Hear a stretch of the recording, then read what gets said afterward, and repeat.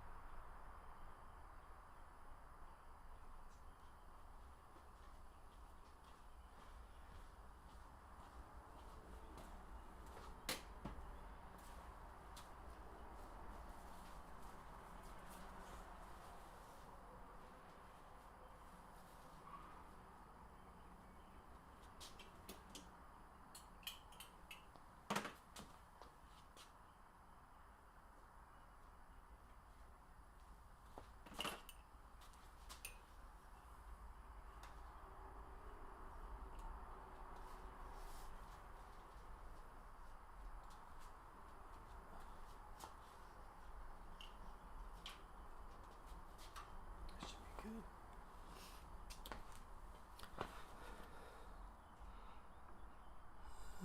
Let's make this a little smaller.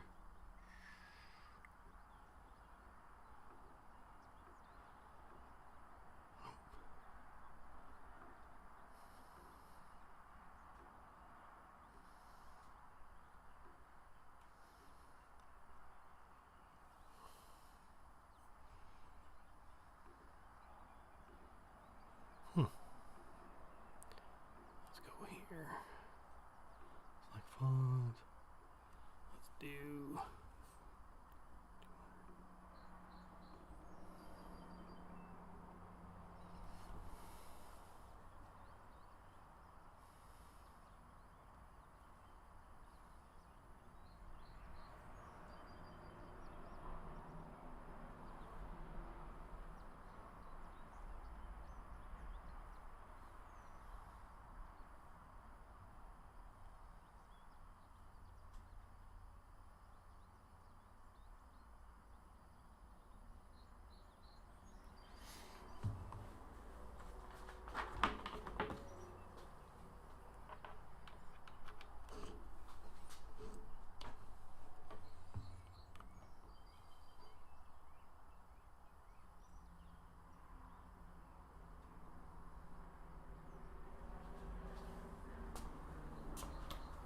Alright.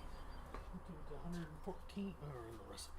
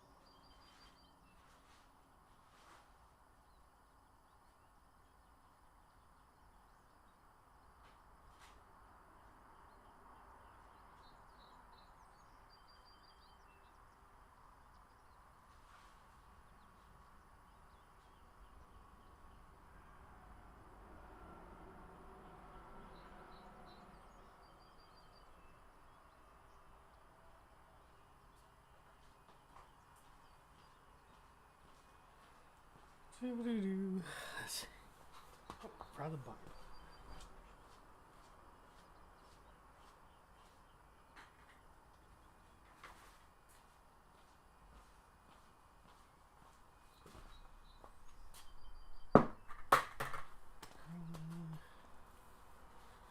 Let's see.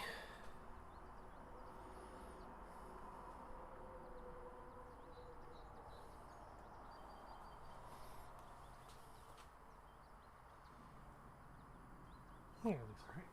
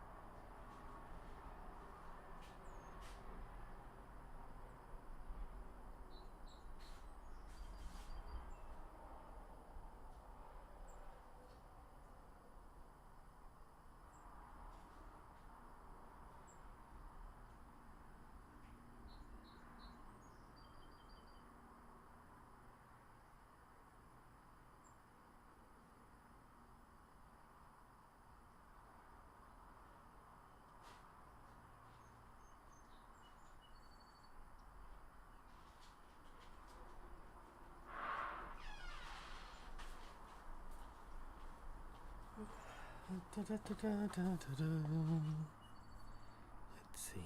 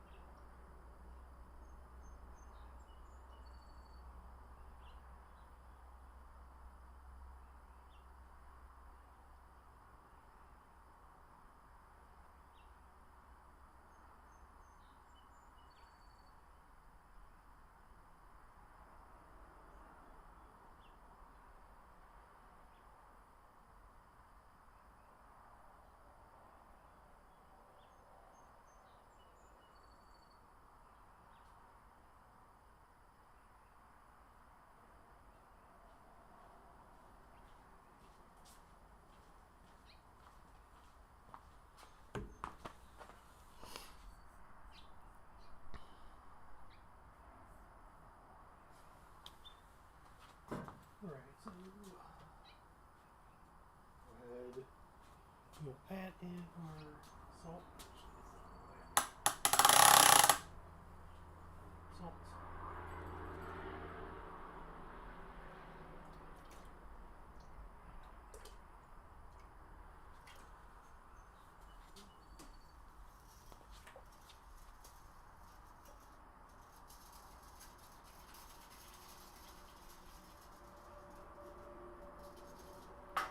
Some lid.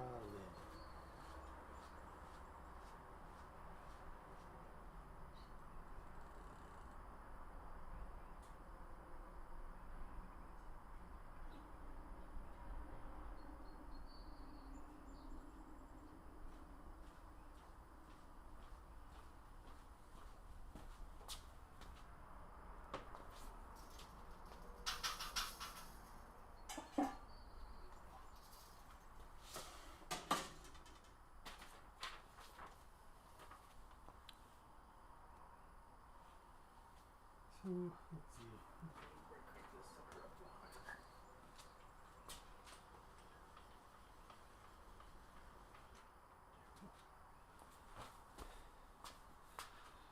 All right.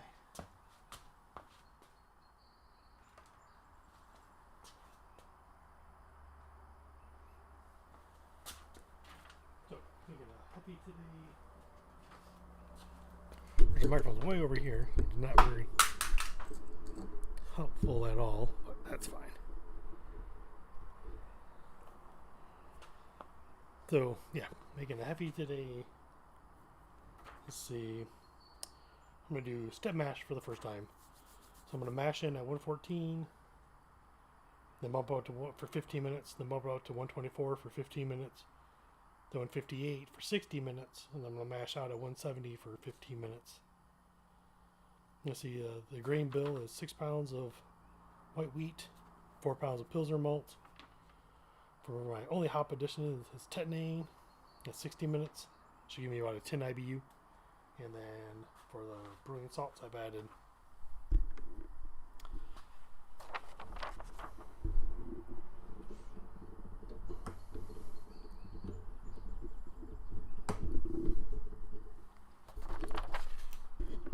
the brewing salts. Let's see, you got 2.6 grams of calcium chloride, 0.6 grams of Epsom salt, and 0.7 grams of gypsum. I'm going to use White Labs 300. Yeah, so now it's just the waiting part. We're almost there though. We're about, let's see where we're at. About 92 degrees, so we're getting there. I need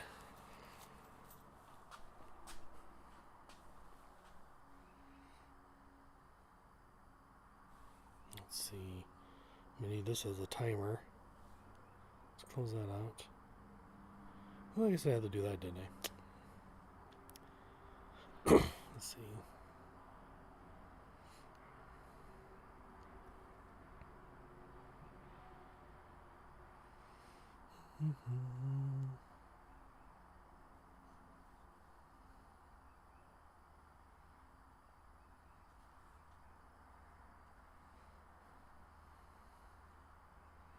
Let's get a clock. You will set timer 15 minutes. 100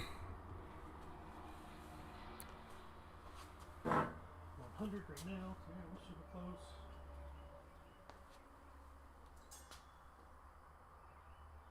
So 103. Okay. Stir.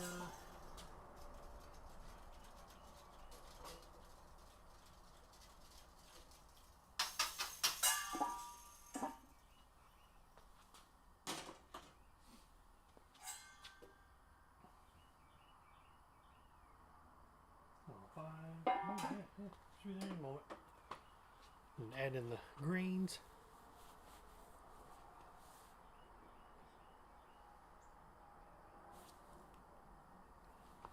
Where's my drink?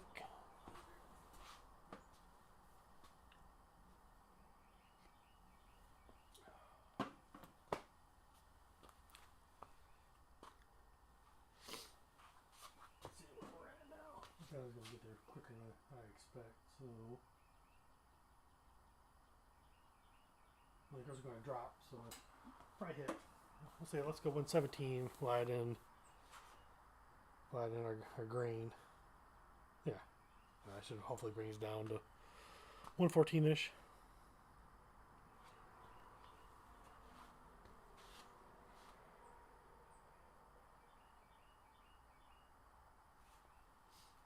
Yeah, maybe what I'll do is maybe invest into like a lapel mic, right? So might be a little easier to walk around with that.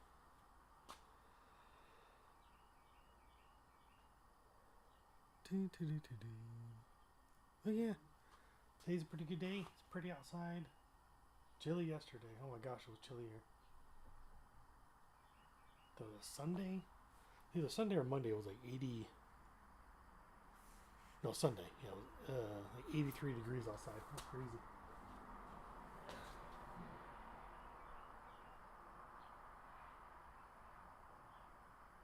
$109.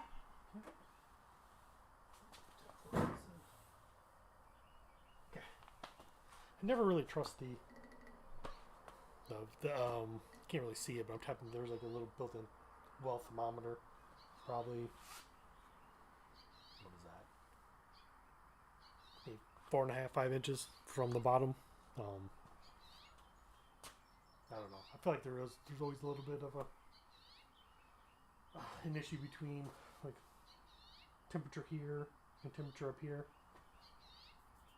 So typically, what I'll do if I'm doing like if I'm just doing mashing in at like say 148 or whatever for 60 minutes, I'll set a timer for every 15-20 minutes. I'll come out and I'll stir to kind of get the temperature kind of back where it is.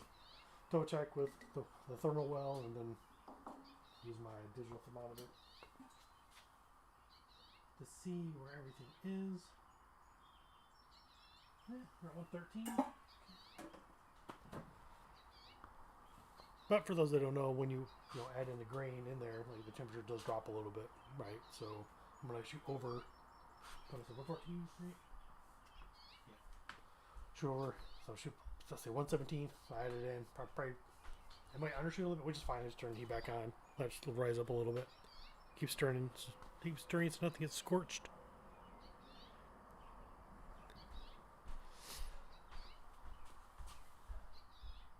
This is one.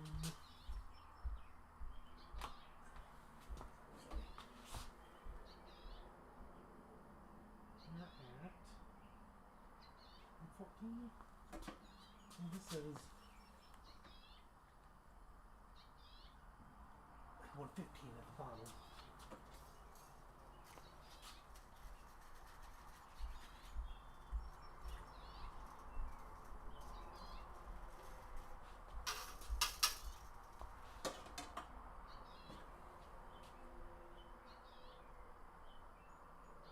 Yeah, so we're already 115 on top as well. So yeah, so there could be a lot of degree difference, which is fine. Nothing wrong with that. Check the chat. All right. Well, hello there. Me. And add 2.5 grams of ascorbic or acid. I need a pen. As well, I will be right back.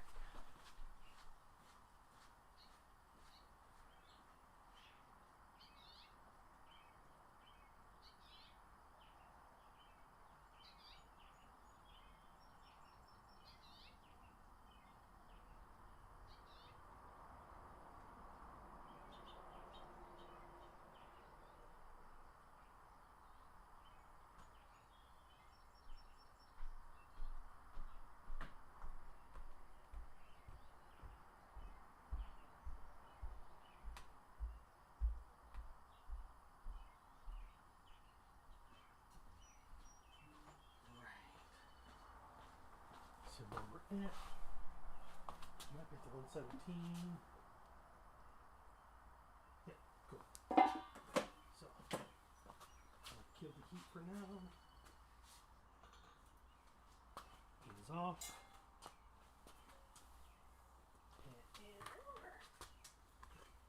And over.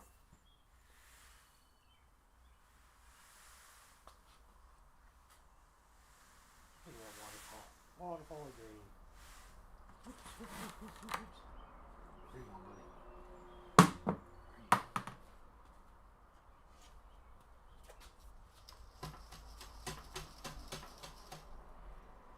Need a clamp.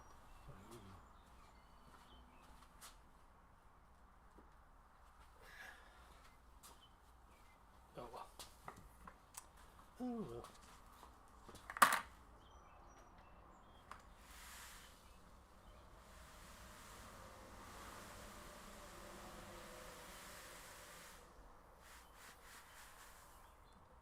Right.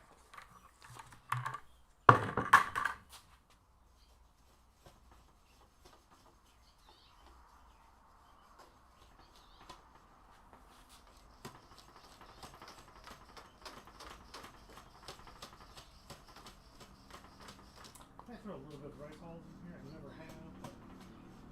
Never recipe I read seeing that somebody added in a little bit of rice sauce to it, so let's do that as well.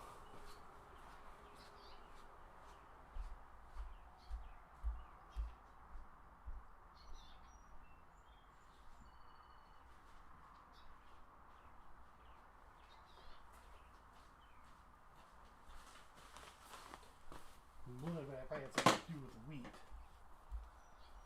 maybe it'll stuck or something.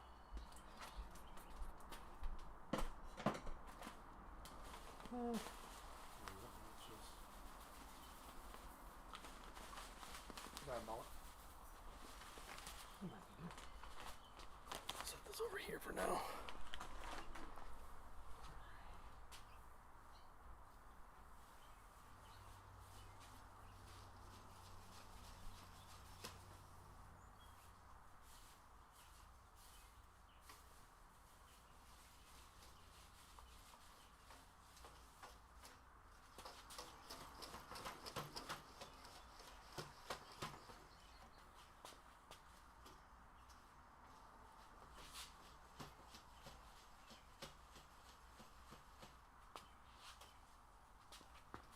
Start my timer.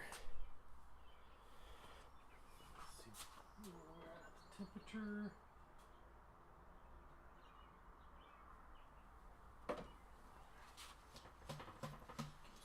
Stuff up.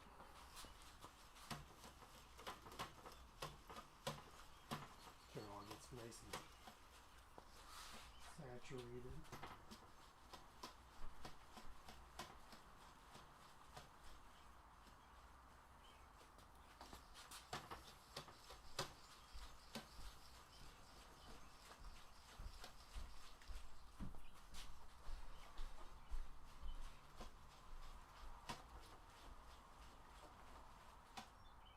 Yeah, that was pretty good.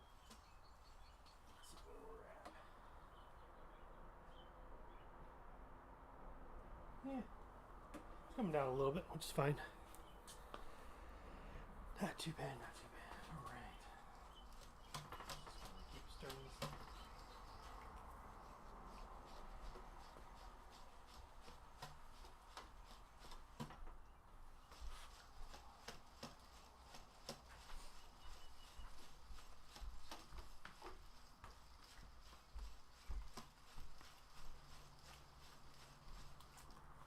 Kind of like that.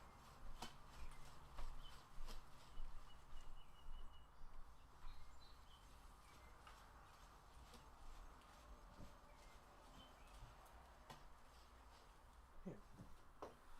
It's just the process is so much fun. Right, so I think at that highest temperature, oops. Wow. Yeah, it's good. I'll put the lid on, we'll wrap it, let it sit. Do this thing.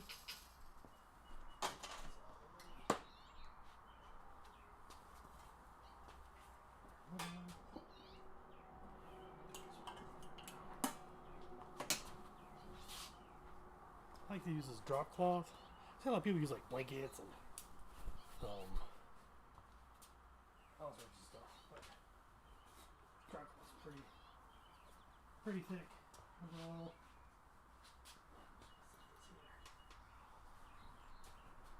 Gotta retain the heat, right? So we've got about 12 and a half minutes for that. So yeah, so heffies, right? So I've tried to make, let's see, probably about 4 so far. This may be my 5th, or this may be my 4th one. All the ones may never turn out right. They taste great. Never got any clove flavors. Never got any banana flavors. I use dry yeast. I can't remember which dry yeast I used off the top of my head. But yeah, I use dry yeast. This time I'm using the White Labs yeast. So when I scanned it on the backside, said it had a lot more banana notes over clove. So it's kind of what I want. I want more banana. I think that's the flavor I like in the heffies. Clove is a nice back note, I guess. That being said, I need to go grab sanitizer. Don't bring that. I forgot that.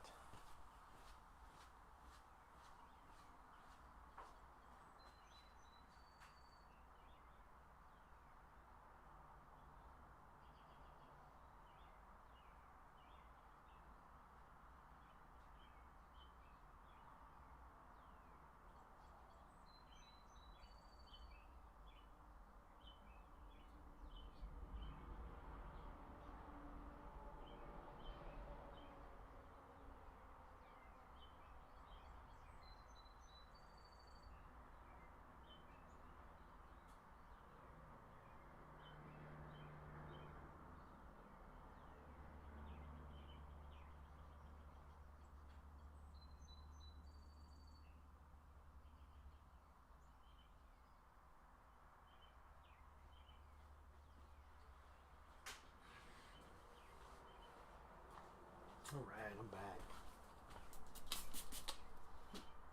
Sanitizer. So we got 10 minutes left in this. Not too worried about the temperature at the moment, just because it's only 15 minutes. I usually let it sit for 15 minutes anyways. Kind of wrap like this. After this, I'll wrap it, turn the heat back on, and we'll go up to step number 2, which is 124 for 15 minutes. You gotta add this in next. That's the sorbic acid.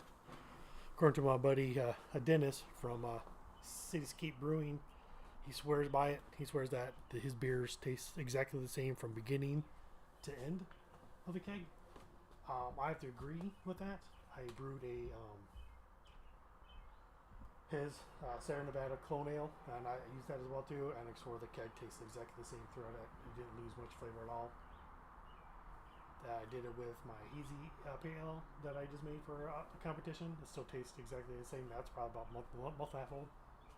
So I'm going to add it to this Heffy as well too. So we'll see if the experiment continues to have the same results. And it's cheap. It's like a pound is $10, and you don't use much. Don't correct me if I'm wrong, but I believe 4 grams for 5 gallons, maybe. So I did 3.5. So I'm going to undershoot just a little bit. Again, I guess I didn't say it. This is a 5-gallon batch. Those who've listened to the podcast know that I typically say I do about 3-gallon batches. But I have a good feeling about this recipe, mainly because I'm using the White Labs Heffy yeast. So I figured if this will turn out great. The high hopes, right? Hopefully this will turn out great. If it does, it'll be something I can enjoy for a while, and I don't have to worry about getting rid of it really soon. I do have a habit of that too, which you may have listened or heard about. Like I've never had a problem pouring off a pint or two of a keg, and like, okay, that was good. Now I want to brew something else. I want to brew more. I want to brew more often. For me, 3 gallons is probably the best way to go. I could probably go smaller. I could probably do 2 gallons. But there is I guess, cost to buy this stuff and the time it takes to brew this stuff. And so I want to kind of make it worth all of it. I want to make sure I'm getting my money's, I don't say my money's worth, but I want to make sure the money I put into it and the time it takes me to make it is something I can enjoy for a little while longer. So we're trying not to dump as much. But who knows? I may dump anyways.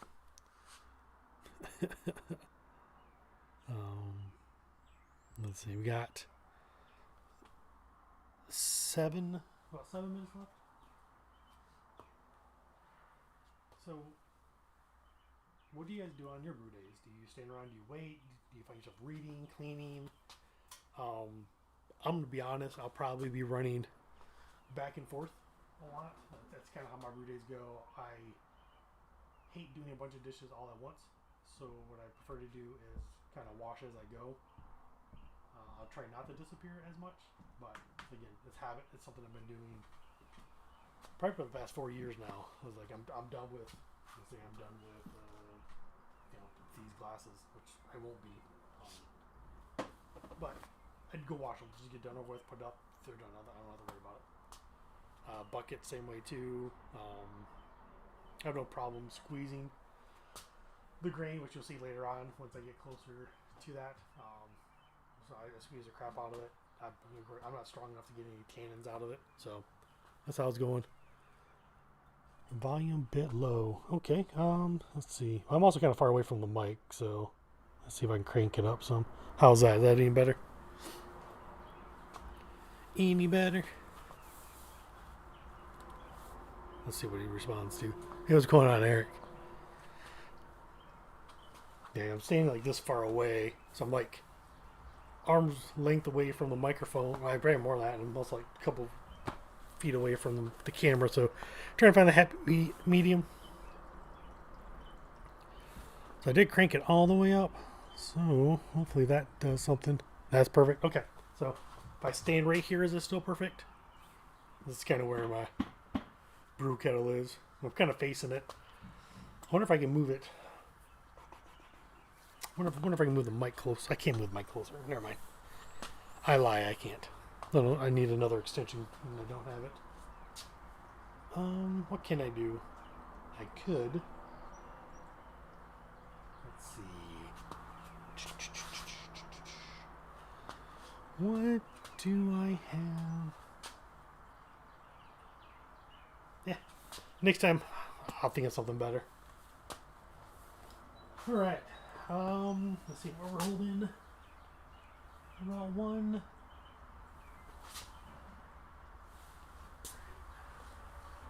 Take this off. That's holding pretty good.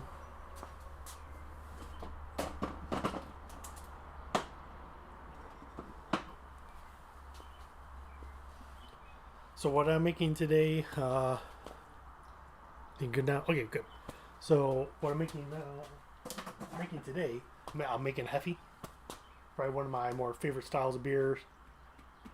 I've never been good at making one. Like I said earlier, like I think it has to do with the yeast. And I've talked to a couple other people, and they have a really hard time with dry yeast to get the taste good. So I splurged a little bit.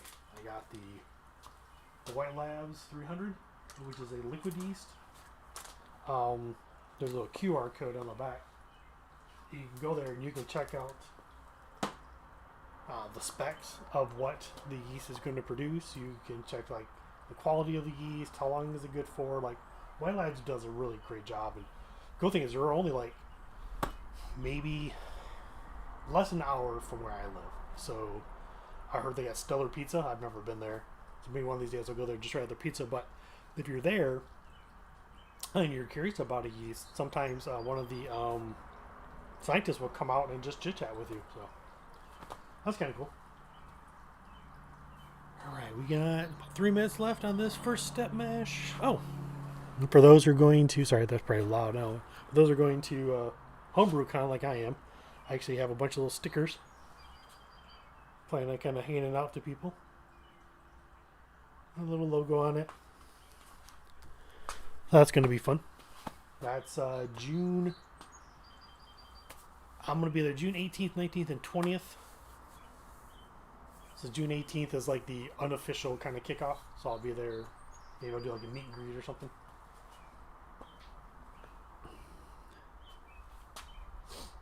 Yeah, it's pretty today though. It'll be about 70 degrees or so. Won't be too bad. Good. Let's see. Just check the old phone. For some reason, my phone has been having the hardest time charging. Let's see.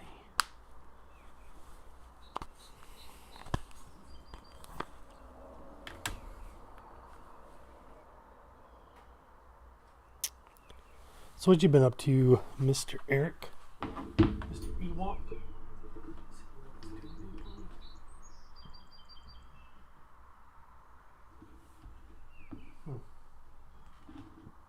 Just don't want to charge. Oh. Screw it. Put the keys back on before I break that. Alright, about a minute and a half. Perfect. I'll put that bad puppy back up.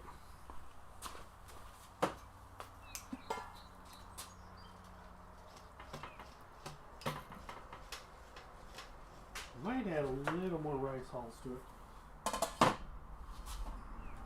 Now I kind of see why people talk about that. It felt very goopy at the bottom.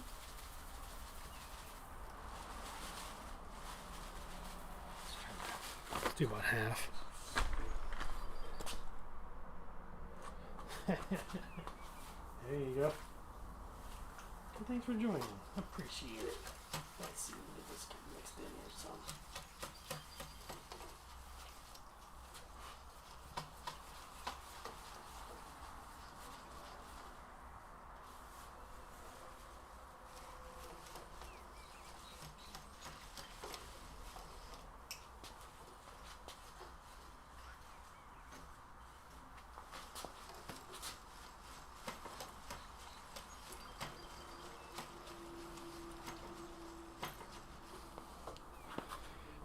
Going to delete that. Right. So let's get it back on.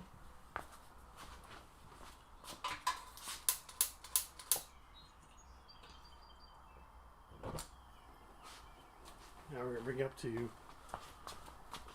124. Wow. This is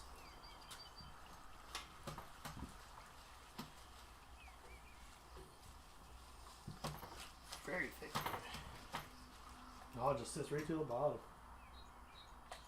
Huh. I mean, it's supposed to sit at the bottom, but I mean, just trying to. I don't know if I ever felt that before. So hopefully, these rice hulls will give enough void space between the grain bill itself. Help out some. Sitting and work between jobs. Oh, that's cool, man. How's work going for you today?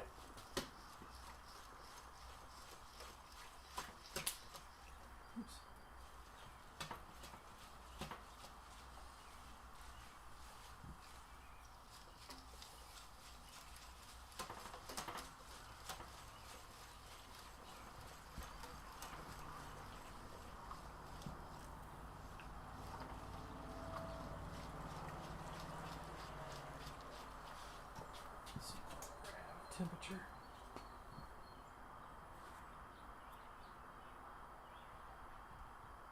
On 118, a few more degrees. We will be there.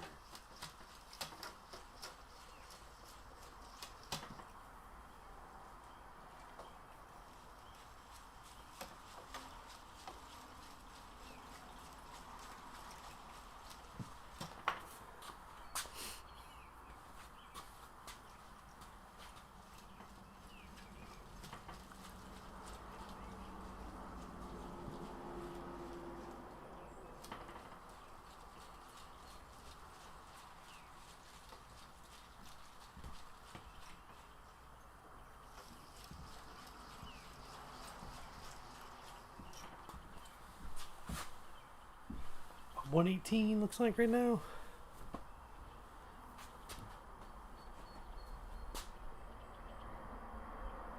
Yeah, 118.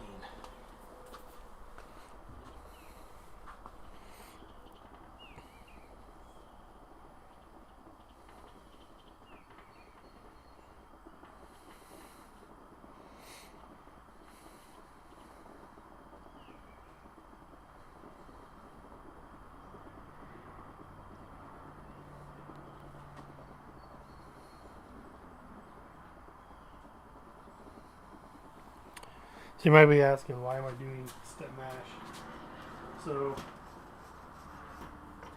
partly some of it has to do with like head retention, right? You know, want that nice little head to it. Well, it's always your 113 mark or so. It also breaks down, what is it? Breaks down proteins. Yeah.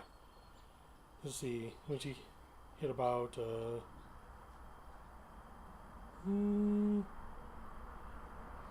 I think it, if I remember correctly, I just read about this the other day. I've never done a step mash. This is my first time. Let's see. Break down the enzymes, MLAs, rather than compromise temperature to adjust sugar conversion, leading to higher efficiency. So.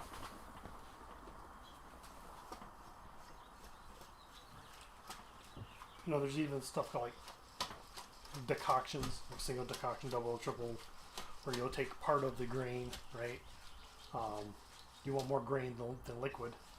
Put it on the stove, and you basically bring it up to, I guess, a roaring boil, but you want to keep it constantly moving because you don't want to burn it. Basically, you're just getting more sugars out again, and actually it changes. You get different flavor profile too, right? This all breaks down. Never done one of those either. Buy a little induction top or whatever. Alright, we're there, folks. Alright. Oops. Let's turn this back off. Stir. There we go. Put the lid back down.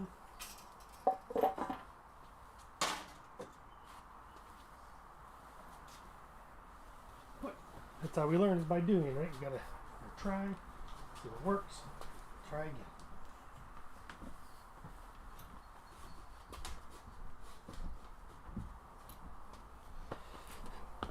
Insert a timer here. Let's see. Start, go.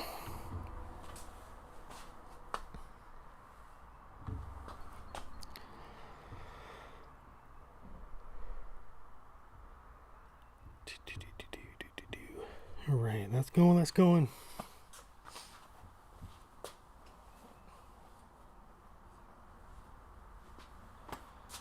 For those that watch Cityscape Brewing, I will be on his live stream this Sunday. Let's say around 8 o'clock or so. Between 8 and 8:30, I'll probably be on there. It'll be a good time. So go check out Cityscape Brewing with Dennis Fields.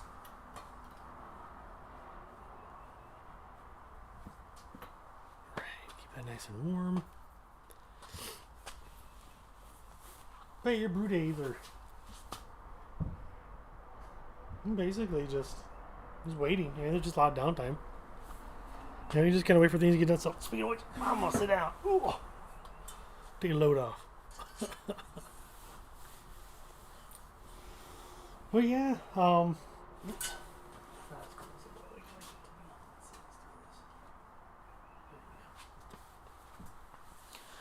So yeah, just wrap it to keep it warm.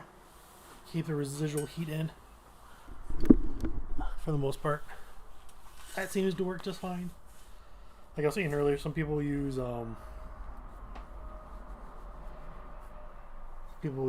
blankets, sleeping bags.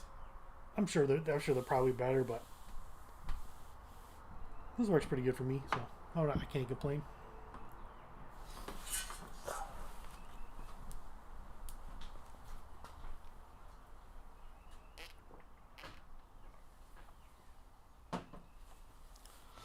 But yeah, HomebrewCon, that's gonna be a blast. I can't wait to go.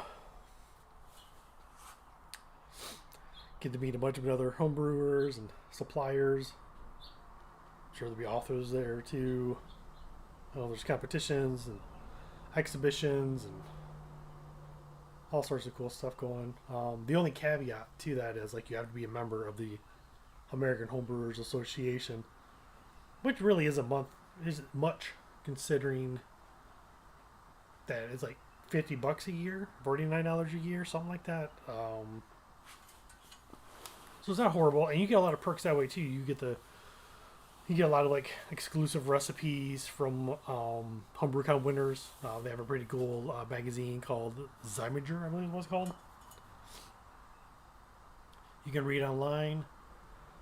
I'm not sure if there's a printed copy or not. I don't recall on that. It'd be nice to have a printed copy, actually. But no, this is a pretty fun hobby. I've enjoyed it for a while now. It's really interesting to make your own. Cooking's fun, so I think if you like cooking, you would probably like this as well too. The one benefit of this, you can you feel good after drinking this stuff, right? You feel good after eating too, but you get a little a little buzz, I guess, from beer. You can get drunk if you drink too much, obviously. But essentially, you're making food, so everything you want to keep clean and sterile and all that kind of fun stuff. I mean, so beer entry is pretty simple. Like you can go if you got a stock pot at home, 3 gallon stock pot or so, you can do like stovetop beer. Start off that way, and then kind of graduate from there. I mean, there's kits you can buy that basically say that right. You just get a 3 gallon stock pot, fill it up with like 2.5 gallons of water, throw in your liquid malt extract. You may have a little muslin bag with like specialty grains. You steep that in just like you would tea for X amount of minutes. After that, you bring it to a boil. You from there you add in the hops. Let that do its thing for however long it's supposed to do. There could be a hop schedule like do this for 60 minutes or for 45, whatever. And then you cool it down. You transfer it into a fermenting vessel of some sort, either a bucket or a keg, corny keg, conical, whatever that you have. Pitch the yeast and let it do its thing for, some beers take about a week, some take 2 weeks. Some could even take longer depending on the gravity of the beer, right? But yeah, so this hobby, it can be fairly cheap to get started. It can be expensive one. You can spend tens of thousands of dollars to build yourself a nano brewery in your garage if you wanted to. I mean, I've seen people do that. They have like elaborate, shiny stainless steel equipment, which is really cool to look at. But I think so. But yeah, I think if you have like $500-600, you can get some pretty nice. You can get like an all-in-one system. So you don't have to do the propane, which I don't mind the propane. I kind of like the dance going back and forth. I'll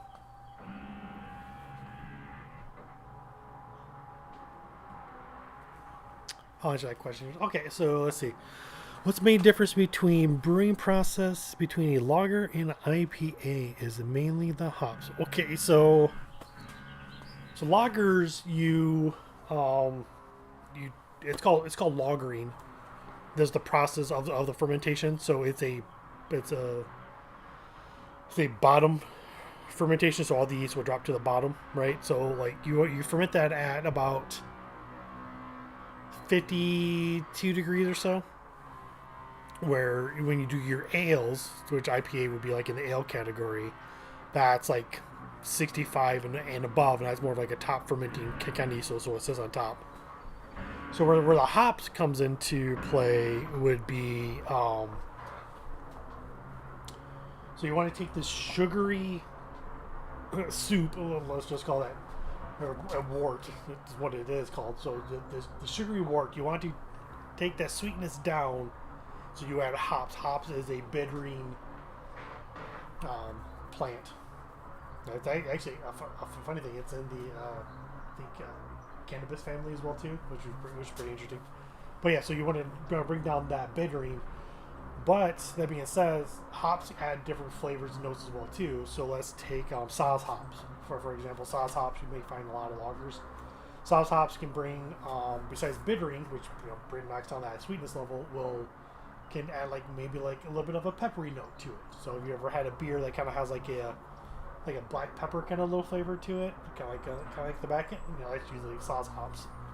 Well, with your IPAs, you're adding in a bunch of hops to bring up that hop character more forward and more pungent and more on the palate. So you have a thing that's called an IBU, which is International Bitter Unit. So IPAs, go from don't quote me, I'm trying to think off the top of my head, so let's say 70 IBUs, where a lager may be 10 or less, or 15 or less, right? So there's a huge difference between a lager bittering and a IPA bittering. And of course, you even got different styles for IPAs. You have your West Coast IPA, you got your New England IPAs. I've just learned about a Midwest IPA, so I'm not exactly sure what that is yet. But I know West Coast IPAs, when I first hit the scene, like they were hitting like your piney notes, your grapefruit notes, stuff like that. I'm not a huge fan of that style of IPAs, particularly. I don't like the grapefruit bombs. I don't like the pine sol flavor. I'm not a fan of that stuff. I like more of the fruitier, like fruit punch in a way. I guess a kind of way to explain it. So those IPAs are really delicious to me. New England IPAs or hazy IPAs, whatever you want to call them. That's basically what they are. They're just super hazy looking, and they're really good. They're very palatable. They're usually on the fruitier side, I find most of the time. And there's so many different hop varieties too. Like you can, I could live 1,000 years and never brew all the different variations of beers that you can make. There's just so many combinations and permutations that you can do. It's just astronomically high. And these hop farmers are making new hops by crossbreeding hops with different ones. So like you come across, if you're really into this stuff, you'll see like you may go to your homebrew store or More Beer or Great Fermentations or whatever outline stores that you go to, and you'll see like these experimental hops. It'll be like YHC or something along those lines. They're not even named yet, so they may have taken a male species of the mosaic hop and they crossbred it with like a citra hop, and they came up with this new blend of hop variety, which is that's really cool too. When you come across that kind of stuff, I'm gonna start reaching out to hop farmers. I try to get that ball rolling. Truth be told, I probably should have reached out to them during the winter months when they're a lot slower. Now it's spring; they're going to be busy. Getting everything planted and all that kind of fun stuff. So I definitely would like to reach out to some to see if some are interesting. I know there's some pretty big ones in Michigan, which would be cool for me because I'm originally from Michigan, so it'd be kind of fun to chit chat with those kind of folks. I like to talk to some malt houses, so people actually will take the malts and they will dry them out, so we as consumers can buy them, use them in our beers and stuff like that. So you got about 4 minutes left. I think it's going to be kind of fun. There's one, again, not too far away from me. It's just over in Nashville. I think they're called Riverbend, I think is the name of them. It'd be kind of cool to chit chat with those guys, see what the process is in drying out yeast, or do you germinate and then dry, like all that kind of stuff. I think that's very fascinating topics. But yeah, so I like to talk to those people. But yeah, thanks for the question. That was pretty cool.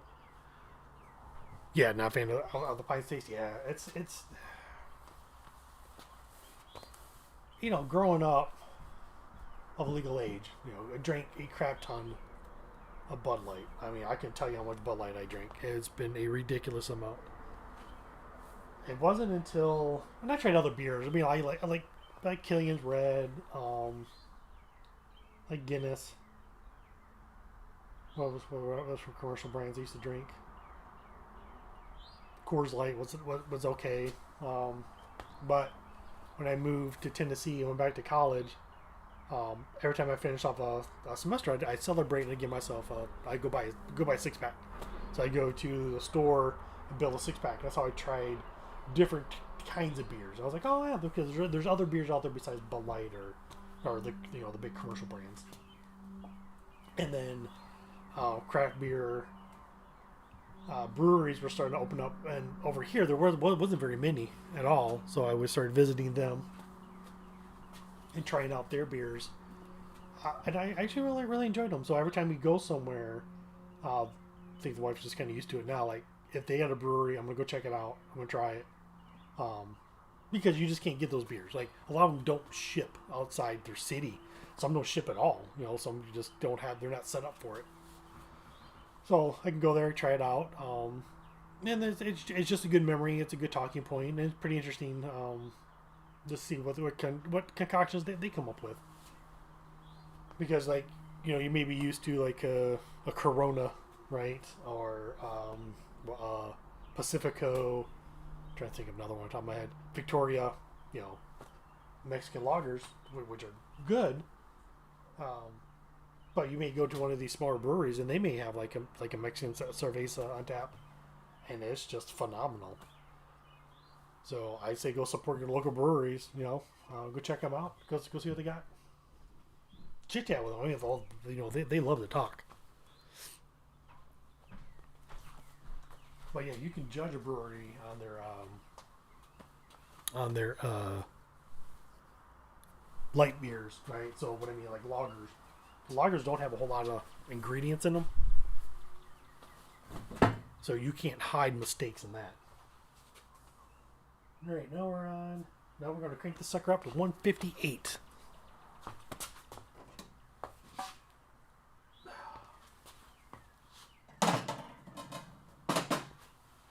Let's delete that.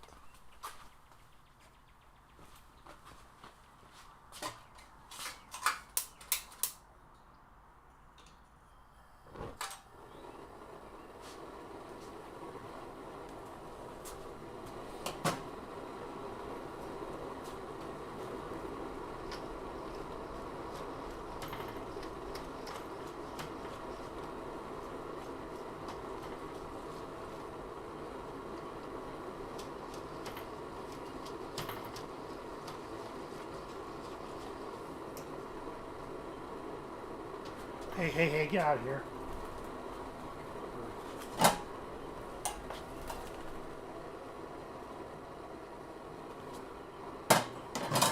I'll wait for that to happen too.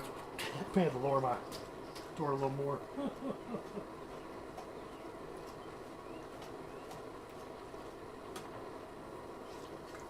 Welcome back to Animal Kingdom. Jeremy hunts the elusive robin that flies in his garage.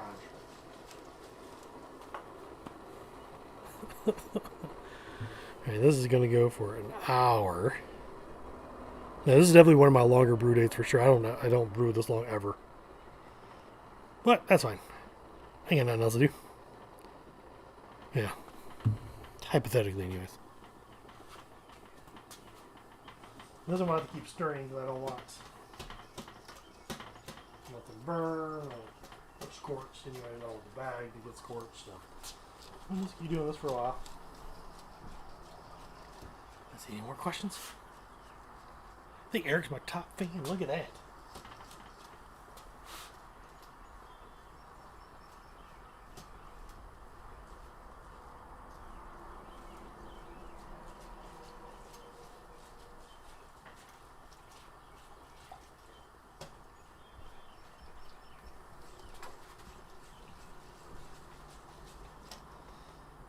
And later on today, I'm recording a podcast, so that's going to be fun.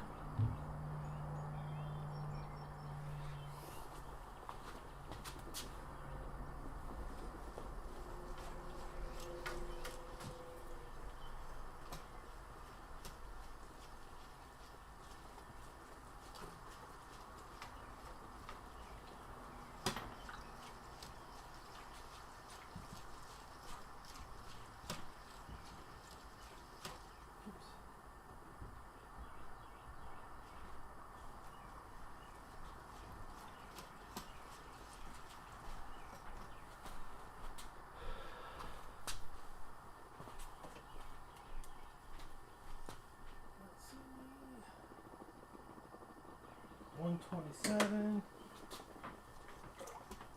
that doesn't heat up a whole lot, actually.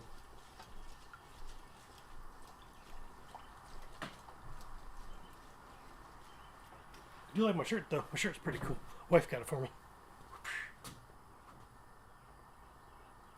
Yeah, pretty cool.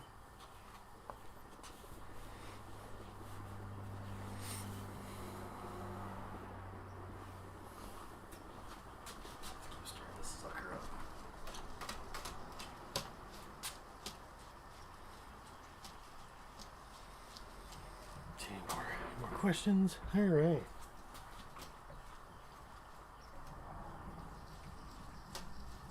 Well, yeah, that's crazy. Like what flavors you can get out of hops. Like, there are some hops like can give blueberry flavor, for example, or you can get gooseberry. I never had a gooseberry, but gooseberry, white grape, white peach. One that's called I think it's called Lemon Drop. I've used that one before. That one's pretty. That one's actually really good. So I made a apple strawberry cider. Actually, I think I got it from the brew show. Now I think about it. Yeah, I think so. So, anyways, he used lemon drop hops. So we're gonna try it out just to see what it tastes like. It turned out really good, but I actually prefer actual lemon peel. So what you do is you go buy your lemons, right, and then you get some water, get it pretty hot, almost boiling, and you dunk the lemons inside there. Basically, what you're doing is first you're trying to sanitize the lemon itself, but a lot of fruits have this edible wax on there. And I don't want that in my beverage, right? I'm trying to, again, like I was saying earlier, you're making food. You're trying to store that food, so you don't want any chance of infection. So anyways, so you put that in for like 10-15 seconds, and it melts all that wax off. You take it off, or you take them out, you let them cool down, and just get yourself a peeler, and you just peel the skin off. You don't want no pith. You don't want any of that white stuff. That'll make it kind of not taste too good. Anyways, yeah, so that recipe's simple. So it's 2 gallons of apple juice. I think I use 2 pounds of strawberries and 2 lemon peels. I use Kvike yeast or Quike yeast or however you want to say it. I'm not Norwegian, so I'm gonna call it Kvike. And the reason why I like that yeast because it has no flavors. It doesn't impart anything into the cider itself. So you actually taste a little bit of the apple juice, the strawberries, the lemon. It's good stuff. So if you want a simple recipe, or you want even simpler, you can just buy apple juice and get some yeast and just make hard cider. Not hard at all. You may get what I like call rhino farts. It's where the yeast gets stressed out and it produces a lot of sulfur smells, rotten eggs. It does go away. It can take quite a while. So you can buy what's called yeast nutrient. And what yeast nutrient does, it feeds the yeast so it doesn't get as stressed. That's an easy one to do. It makes about, what is it? On average, it's about 6% ABV. So if you're used to, Bud Lights, I mean, that's 1.5 more alcohol. I like to back sweeten mine because I find if you don't back sweeten, it's a little too dry for me. I don't like dry beverages. So I usually back sweeten with I can't do it to taste. So I'll add half a can of apple juice concentrate.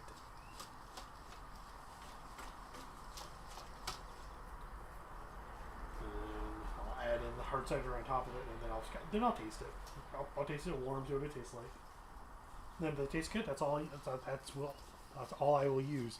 If it don't taste right, I'll just add more to it. I like mine carbonated. There's nothing wrong with flat cider, but I think carbonated cider is definitely a little better.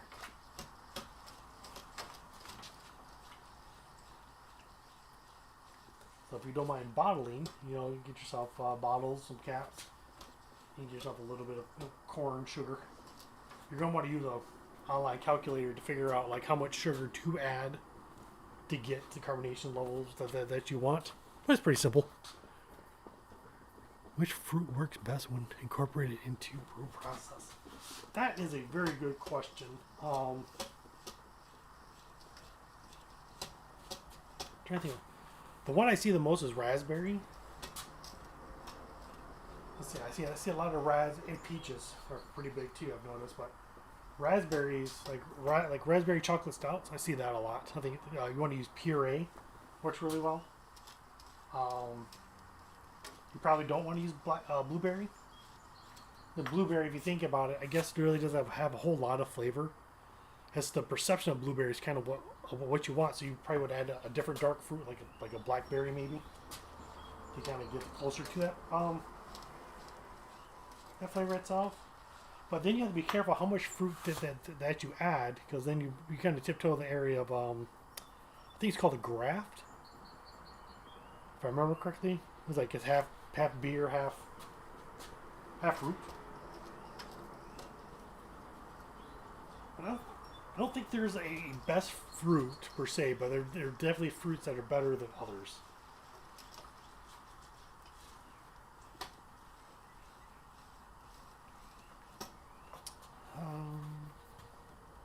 Then of course, then you want to pick out the right hop to complement that fruit as well too. So I guess to go back to what I was saying before, all the combination and permutations that there is, like you could probably come up with some pretty interesting stuff. Like you can buy what's called chocolate malt. You taste it; it doesn't taste like chocolate at all. It just tastes like really toasted, almost burnt malt, right? Let's see where we're at. 145. But I mean, it gives a lot of like the smells of chocolate malt or chocolate in the beer itself.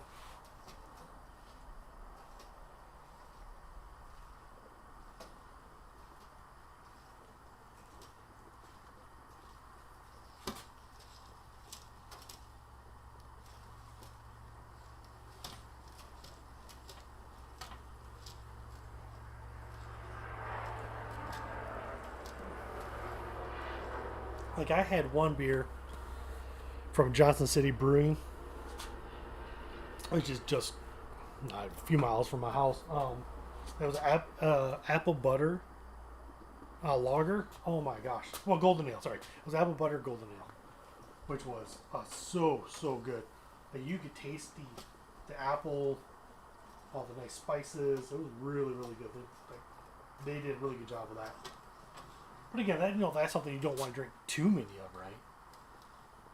Because it was, I wouldn't say slightly sweet, but it had like a hint of sweetness to it.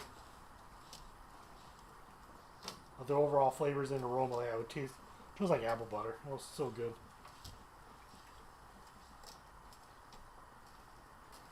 But they make a peach. I feel like it's an ale. I could be wrong, but I feel like it's an ale. That's really good. That's like their flagship beer. They make that all the time.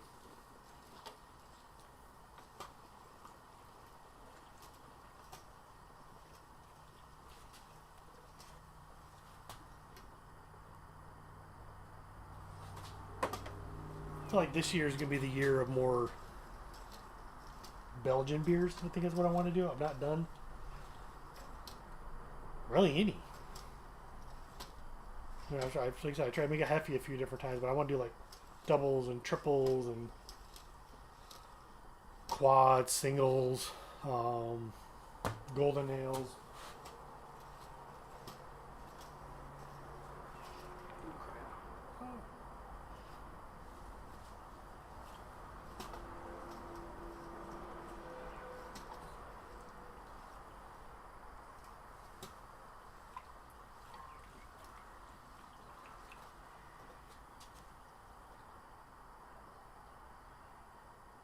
Getting there.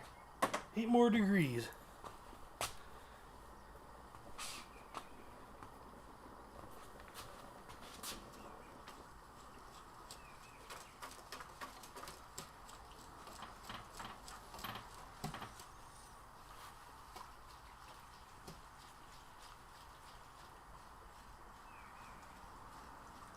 Yeah, I was just talking about the Frankenmuth Brewery.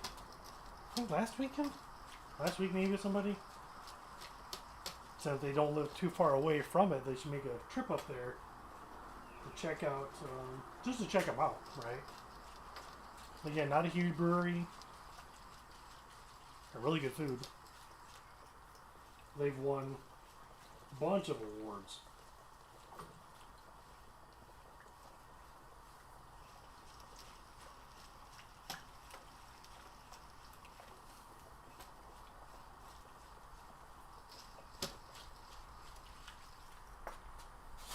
I can use one with shake weight.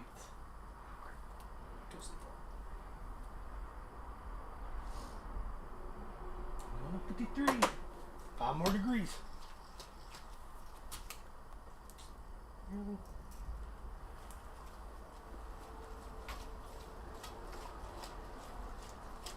It's definitely changed a lot of color. Like you was like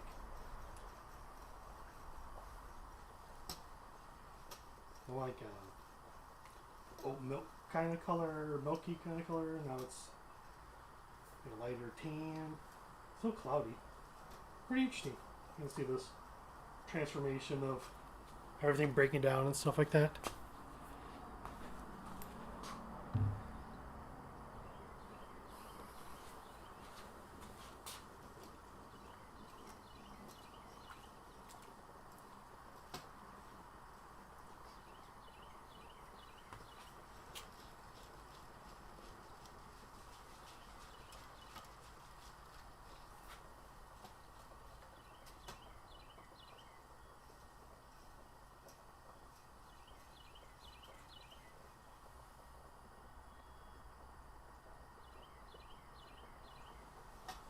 Another degree and a half. And we take a 15-minute break.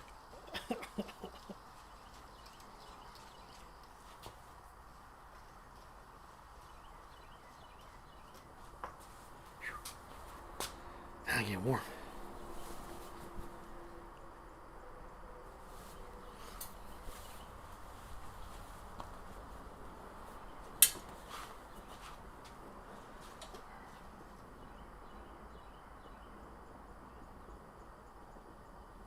All right.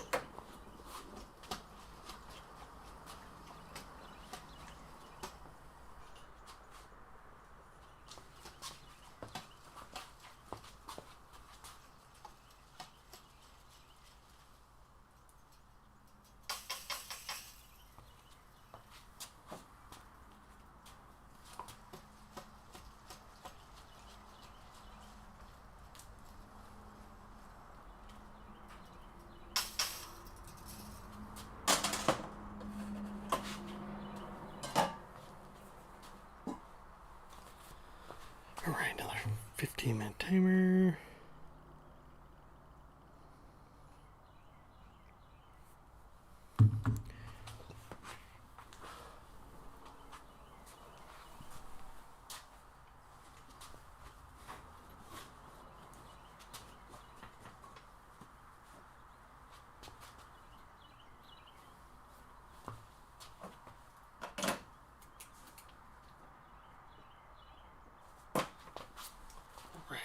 So, I like to mark on my little sheet. If I'm doing like 15-minute timers for an hour, I like do little dashes, right? So I know which 15-minute that I'm at.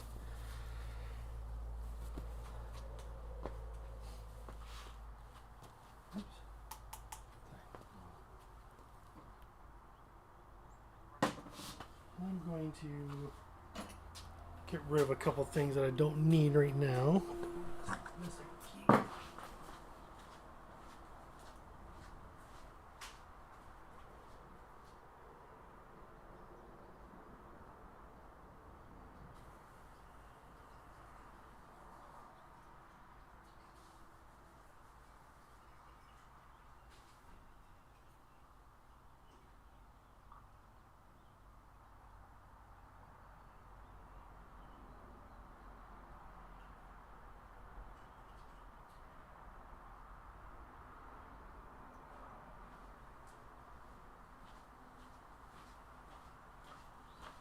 All right, that's taken care of. Any more questions? Okay. All right. Oh yeah. Whew.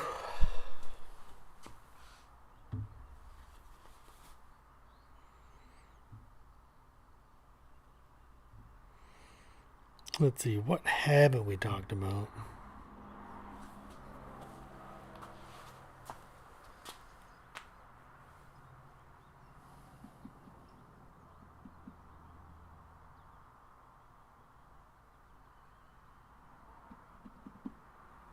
Well, yeah, it's definitely a little different than kind of what I'm used to. I usually just kind of, I'll either just zone out, watch the world go by.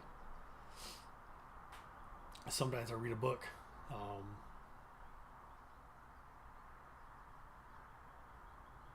Yeah.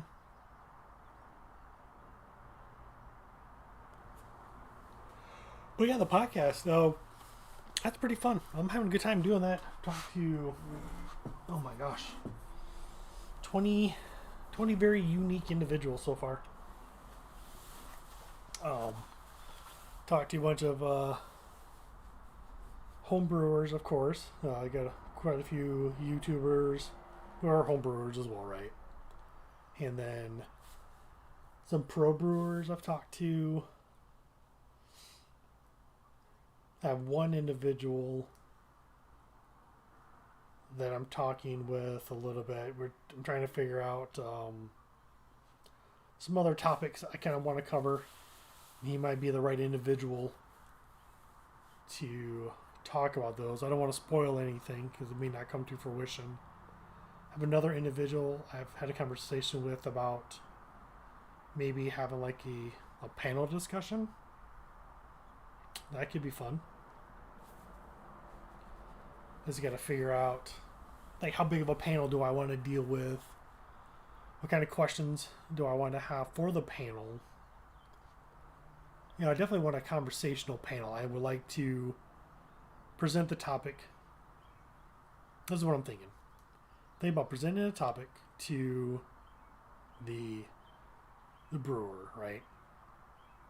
And then from there, let the brewers discuss pretty much amongst themselves on said topic. So let's take the question that Ewok asked. Like which fruits work best in beer, basically. Not really too worried about the style, but just the overall idea, like which fruits work best, right? So open that up to them and let them just kind of just talk it out. Just let one person get out for the other one. Chit chat, maybe let them chit chat about like pros and cons of the equipment, right? Like I said, you can get awfully expensive. You can be awfully cheap in this hobby, but just kind of get their points of view. Because some of them have kind of gone through the gamut, right? They've started with the stock pot, gone to propane, maybe they gone to like all in one. Some may not even done that. Some may just went straight to all in one, right? Do like a claw hammer or a grain father. There's a few other. There's the Anvil Foundry. There's a few other big names out there. I think Blackman Engineering. I think they make some. Then of course you get to like the bigger, more expensive brands. Which I don't know off the top of my head. Like the ones I know of are like $1,000 all the way down to $250. Yeah, there's one like $250, $260. And I think it's got like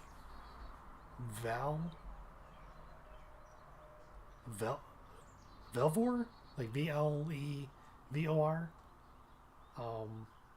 which looks almost identical to the grain father.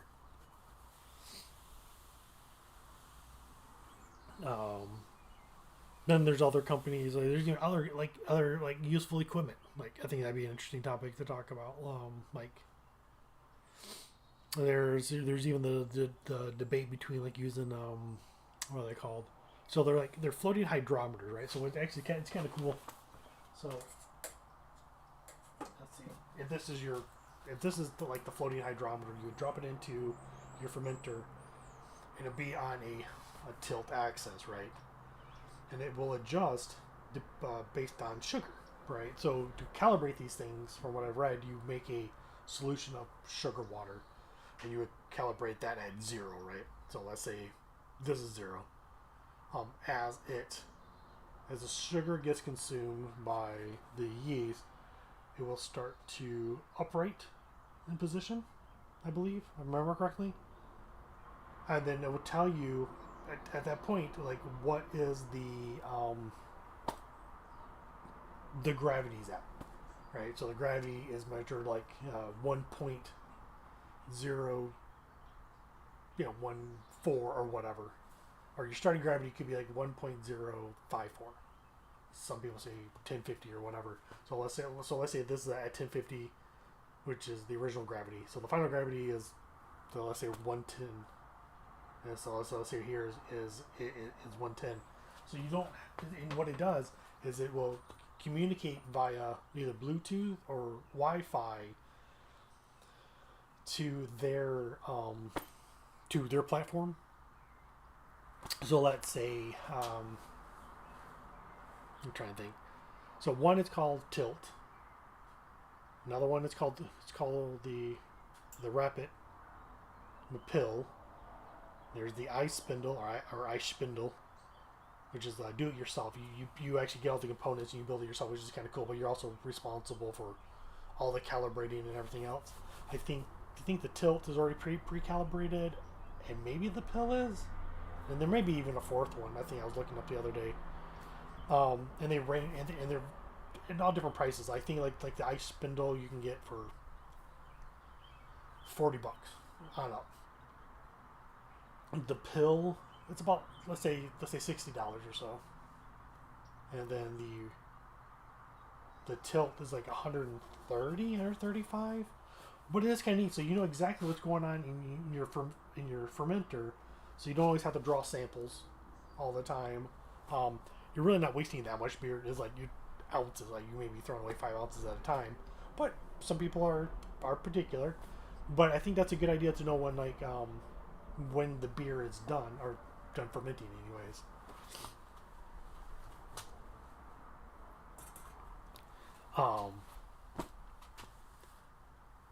So that might be the next gadget I would like to probably buy.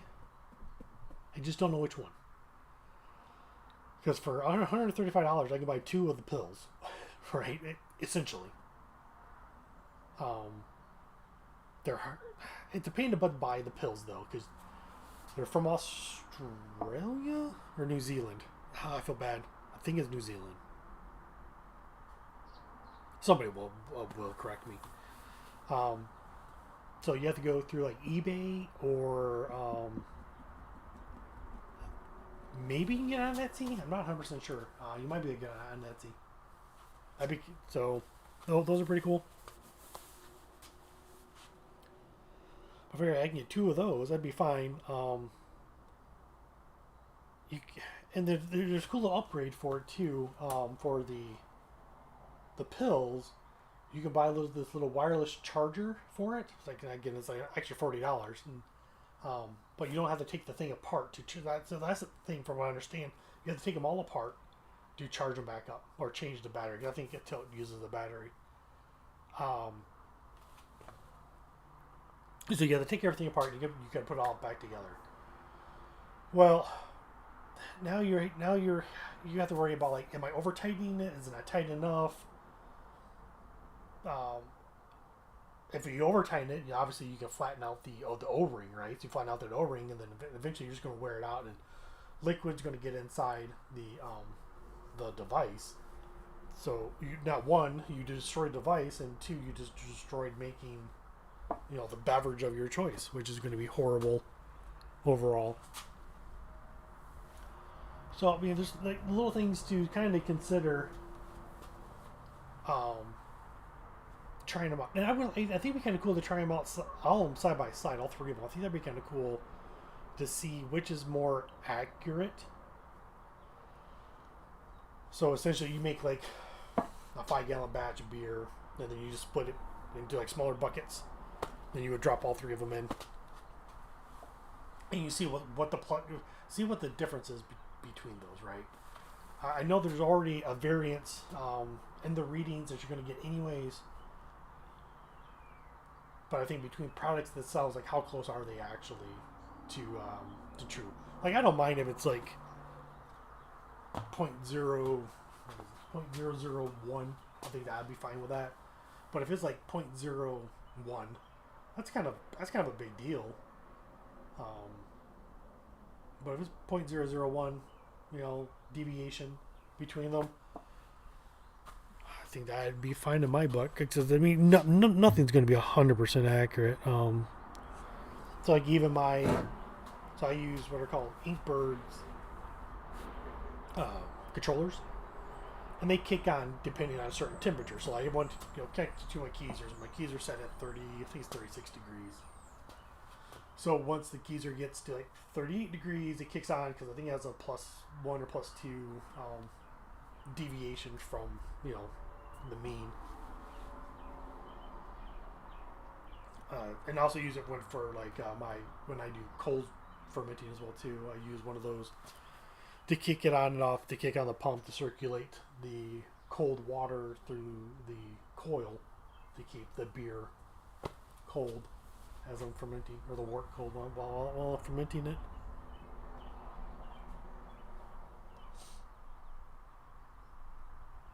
But yeah, so like the evolution is, it's pretty fun being a home brewer overall. Like there's all sorts of things you can kind of get into. I don't have a problem buying used equipment. I know some people have an issue with it, but there's so many people that just retire, or they just get tired of it. There's yeah, you can get some pretty decent used equipment for sure. Like I don't mind buying used kegs. Used kegs are fine for the most part. But that being said, we were talking about Kegline a minute ago. Kegline has a whole lineup of really cheap. I think it's called PET kegs, so like food grade kegs, and they're just plastic, and they come with like floating dip tubes, and you can slide these on its side in a refrigerator. You can put a little picnic tap or cobra tap or whatever you want to call it on top of that. Get yourself like a little CO2 cartridge to keep it carved up or whatever, and then you can just pour out of that. They sell. I know it's all the way to 5 gallons. I don't know what it is in liters, but all the way to 5 gallons, all the way down to like I think 1.5 gallons, maybe 2 gallons.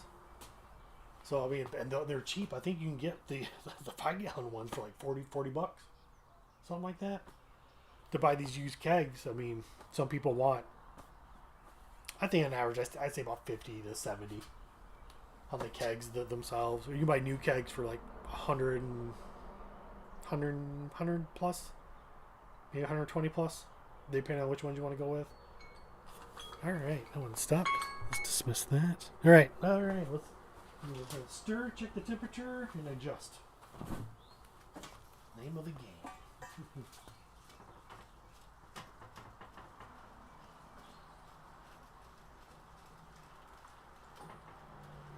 Alright, so we stirred.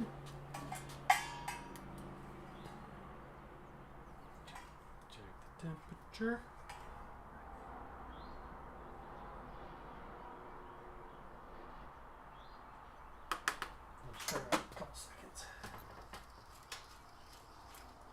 Only it needed just about 0.5 degree, but I'm just going to turn it on for a moment. Go from there.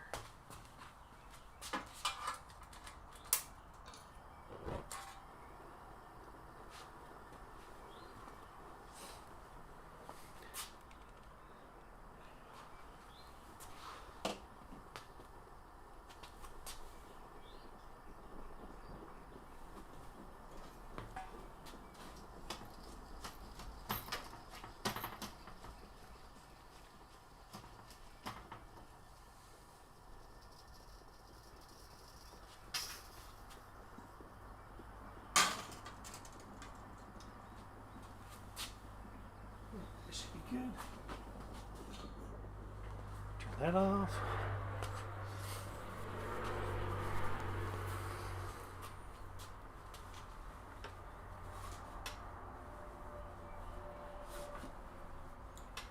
I'm gonna go get my fermenting bucket ready. I'll be right back.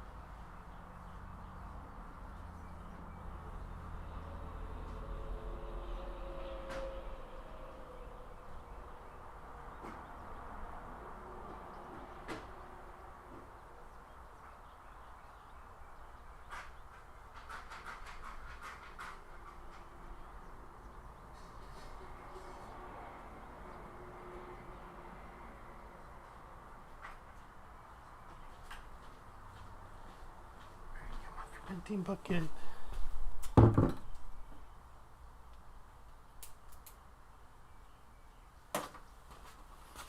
We'll set this to, say, 13 minutes. It's been gone.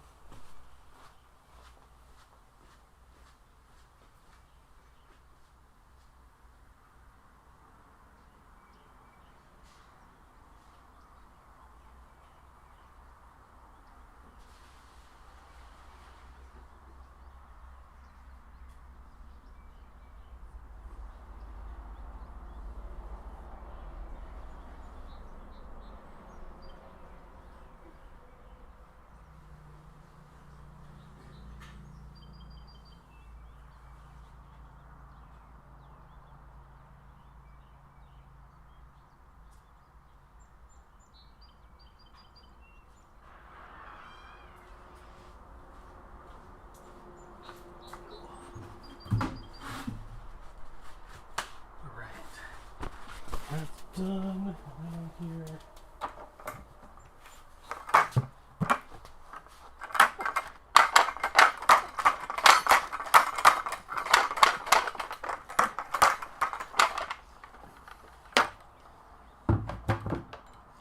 So I got a little sanitizer solution in there, and I'll probably just shake that off and on for a while. Keep everything sterile, sanitize. Oh, I'm gonna take my seat. Oh man.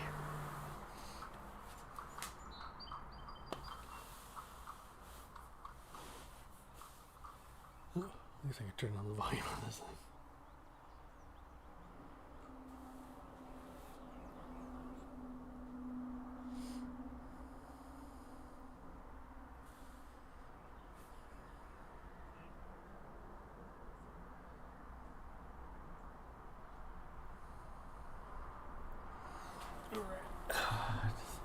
See what's going on. At Saw broke at 80 subs. So I appreciate all of you for subbing this little channel of mine, this little piece of YouTube. It's been a blast. Yeah, I can't wait for more people to come on, more conversations to happen. If you're interested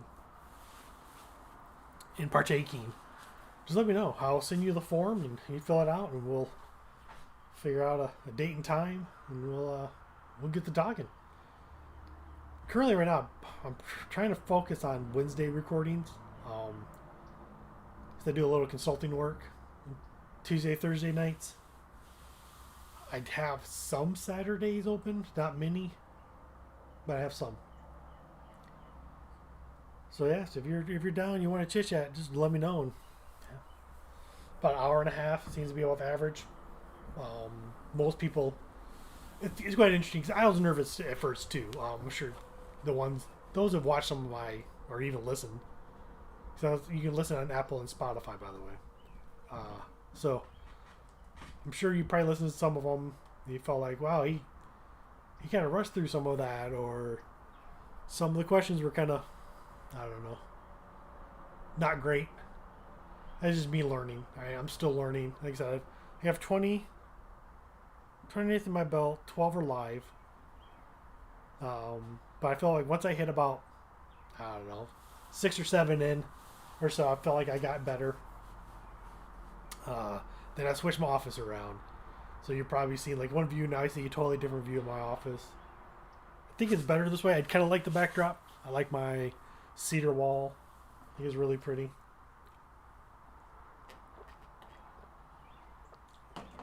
I think I finally got my lighting the way I like it for the most part. Sure, it could always be better. Everything can always be better. But I think I'm at a good sweet spot overall. I think I'm at a really good sweet spot.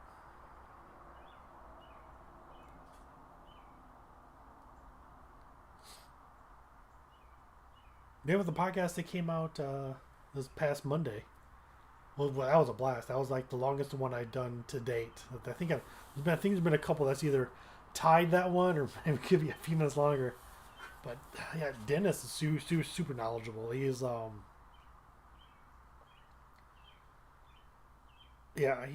he's a guy who's created a lot of like really nice do it yourself items. Like show you how to get away without spending, say $40 on a hop spider.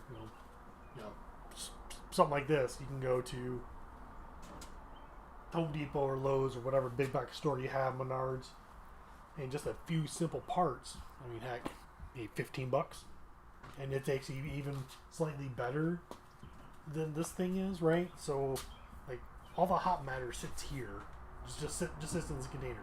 And the nice thing about it is I can pull out this container, I can throw it away. But what Dennis did is he got they're called paint strainer bags.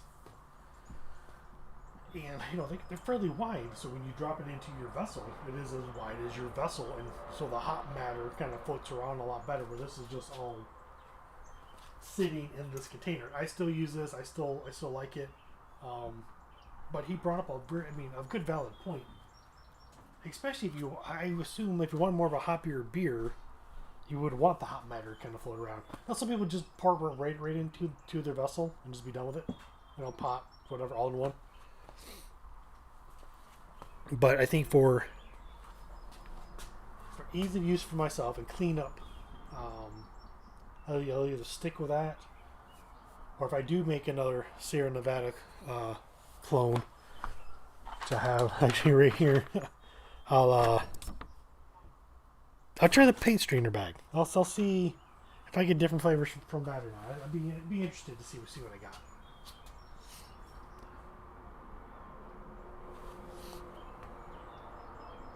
Yeah, I want to thank everyone for showing up and hanging out with me today. I really do appreciate it. It means a lot.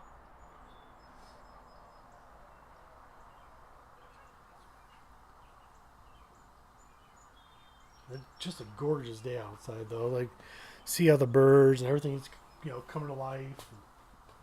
And one thing that's kind of interesting I've noticed. I'm not sure where your guys are at in the United States, but I don't see a whole lot of honeybees. Usually by this time, there's honeybees all over the place. Even bumblebees, like they usually don't come out grass until like the 1st of April for the most part, right? But yeah. Huh, interesting. Interesting.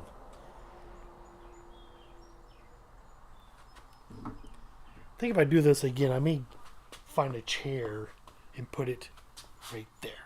So I could have the microphone in front of me and have my laptop in front of me so I can see everything in one spot instead of like looking at the camera, make sure I'm talking into the mic. And first world problems, right? Actually, what I need is find me a job. J-O-B.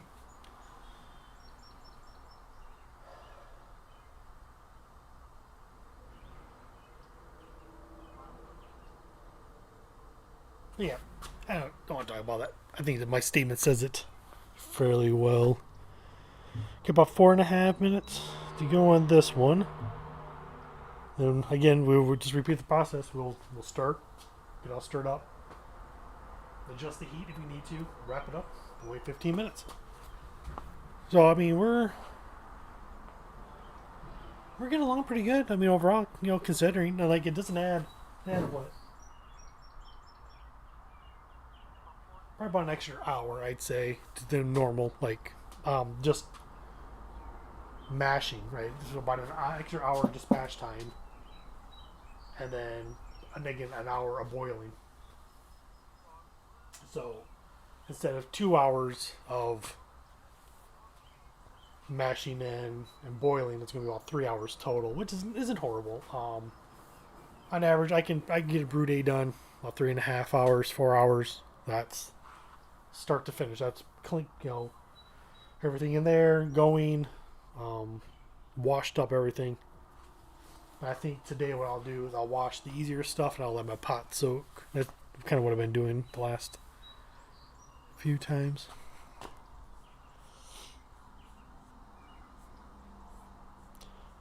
But yeah, this OBS thing actually has a built-in chat now, a chat window. That is really freaking cool.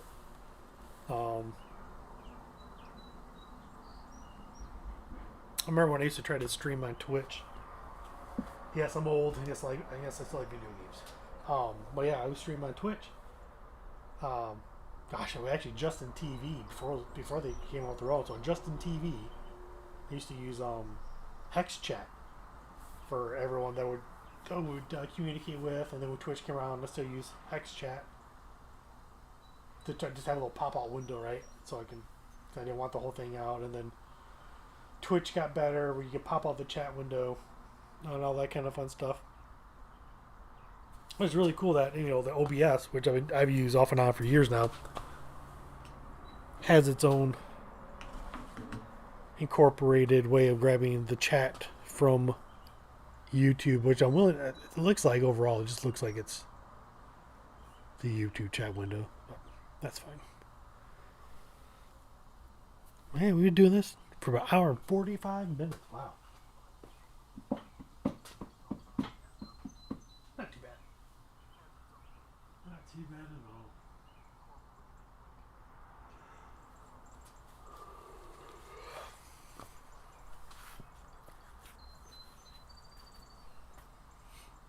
I don't think I've ever seen the back of my neck in a long time. How's it look? I don't even remember what I wrote. What was marquee? Oh, but yeah, appreciate all the people who has subscribed. That is freaking awesome. It blows my mind. And people are willing to do that. For sure. Alright, could be a little loud. I'm going to shake again.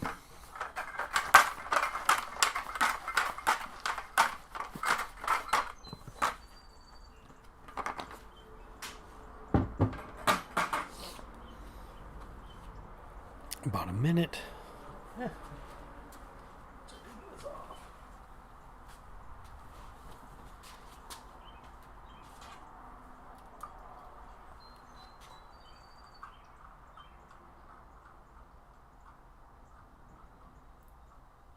Okay, well, a little more than I thought it would. It's interesting.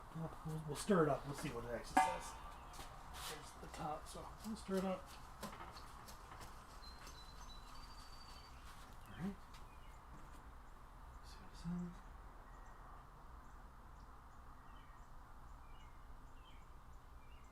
Yeah, it's only about a degree off. I mean, not horrible. So we will delete that. Turn the heat on just for a few seconds.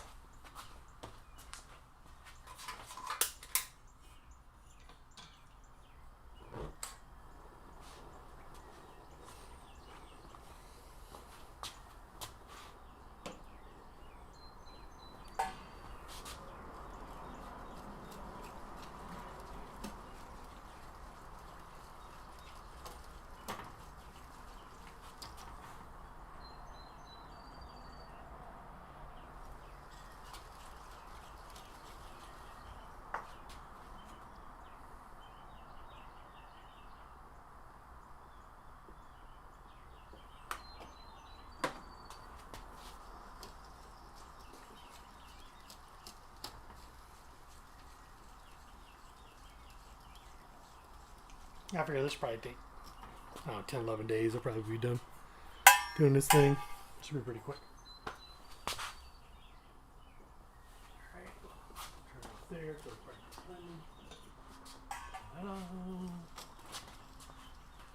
stir.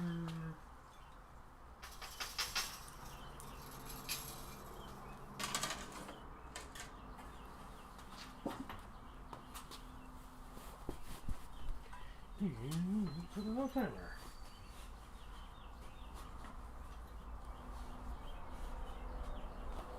And go. Third round.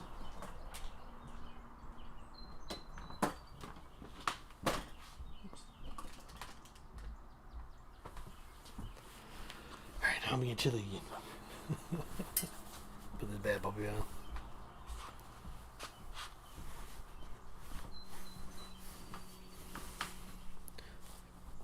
My shirt.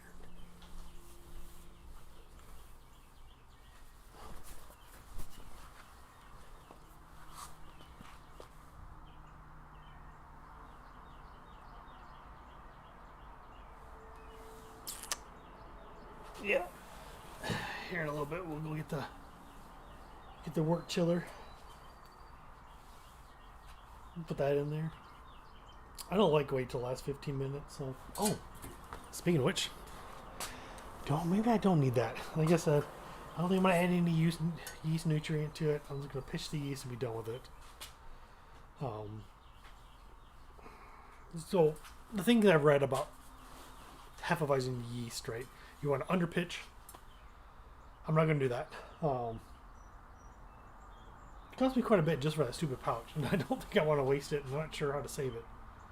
So what I'll do is I'll go ahead and I'll pitch it normal, see what it tastes like. If it turns out good or better, then what I'll do is I'll try to save that yeast, and then I'll try to reuse it in another batch of Hefeweizen or a Weizenbock, I think they say it. So it's like a box style beer that has like, I think it's Weizenbock. I think it has like a little bit of like banana notes and clove flavor to it as well too. Because I could reuse this yeast, and that's up to debate. I've heard all sorts of stuff. Like I've heard some people going 3 generations, so it's like you reusing the yeast 3 times and throwing away. I've heard some people doing 5. I've heard people doing 10 times. One thing that they seem a lot of people agree on is the more you use the yeast, not really all flavors per se, but like clarity becomes something issue. So I think if I were to use, if I stick with the more of the hazy beer, right? Most hefties I've had are quite hazy. Like I don't think I would notice, right? But if I reused a lager yeast over and over and over again, I may notice that there's a weird haze to them.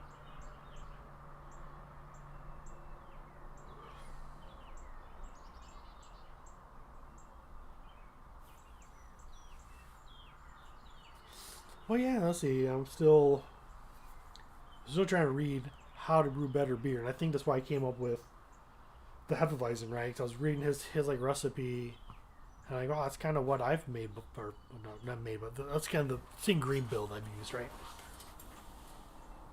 And he used like a Y yeast, liquid yeast. I'm like, oh, that's interesting. Okay, so I will use dry because dry is typically cheaper. And then I went. I think it's called Mean Brews. He's very scientific about his beer making. His videos are pretty interesting overall. Well, the guy has won a bunch of medals. Like he's done very, very well for himself in that aspect. So I looked at his recipe, and he uses a liquid yeast. But I think he used White Labs, if I remember correctly. Then I looked at a few different recipes, and they all seemed like the ones that seem to talk about winning medals with are the ones that use a liquid yeast. Well, okay. Then after the conversation I had with a professional brewer, because he even said he has about an impossible time of brewing with dry yeast to make a good Hefeweizen. So the cool thing was the yeast I did order, it was on back order for like 2 to 3 weeks, so they gave me the White Labs. And I know I think they're fairly comparable. Yeah. So I don't know the difference, anyways. So maybe that could be a fun experiment too. Maybe brew another batch using the white yeast and see what it brings to the party, right? I don't know. Thoughts? Lots of them. Lots of different experiments, right? I think that's the fun thing too. I want to get better. I want to hone my palate better.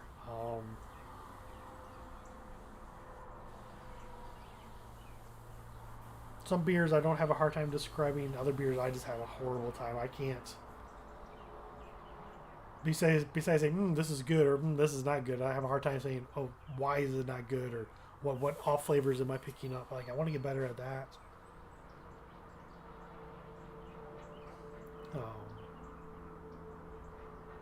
Yeah, make more styles.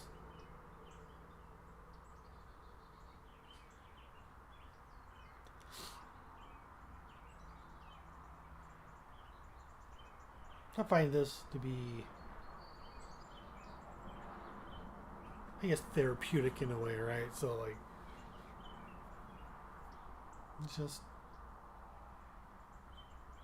you're just here. You're just, you're making beer, something that's enjoyed by people for centuries, thousands of years, right? But the whole process I find very therapeutic. It's relaxing. I've done it like enough now that I don't worry about some of the smaller stuff like I used to worry about. Like, for example, like, you know, you can never sterilize. You can't sterilize too much, right? So keeping everything sterile today just kind of came, kind of like a routine. But like some people, and I think I've even done it like a couple times. Like I would sanitize the keg or the pot before I would use it. Well, that doesn't make any sense. I already washed it. It's clean. I'm gonna boil stuff in it, so everything's gonna get sterile anyway. So like, I just kind of went a little overboard, so I don't do that anymore. Like I said earlier, I try to wash things when I don't need them. Like if I'm done with them, I wash them up. Because like when you get done, you don't want this mound of dishes you got to do. I mean, that's no fun. That's a big old pain in the butt. I think it is, anyways. But yeah, make sure you use the proper detergents to wash brewing stuff with. So what I mean is like, don't use dish soap. Go spend the money, buy professional brewer's wash. Some people swear by the OxyClean. I've never used it, and I don't think I want to tiptoe down that. I'll just spend the little extra few dollars and get the professional brewer's wash, PBW. That's not horribly expensive. You get like a 4-pound container, and it'll last you for quite a while, quite a few washes. And if you do it right, you can pretty much wash everything in one go. For the most part. I mean, so like I'll fill up a bucket with the PBW, for about 4 gallons or so, and I'll wash that bucket really well and stuff like that. And then I'll pour that PBW into a pot, and then I may throw other items into the pot, and I'll wash all that stuff up. So you're not like, I'm not like wasting it. So then I try to keep everything covered when I'm done using it. I put lids on everything, or have aluminum foil to help out. Ugh. Speaking of which, I'll be right back.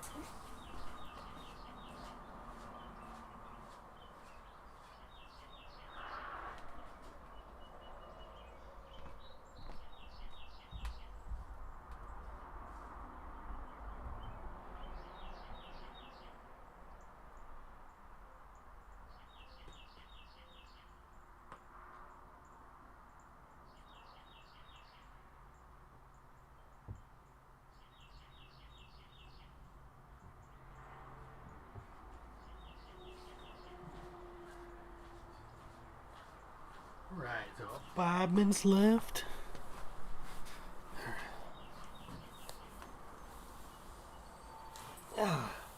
So some of your guys' favorite craft beers. Kind of curious.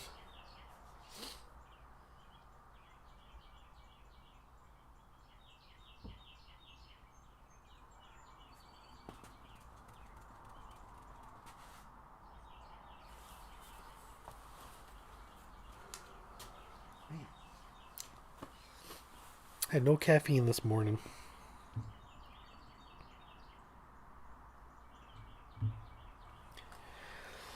And the biggest reason is I think caffeine is messing with my stomach. I thought it was coffee. So I went from coffee to black tea. So I did it in black tea, so I just had some plain old chai tea, or chai. See how that does my stomach. My stomach seems to be alright overall. My phone's about to die again. What the crap?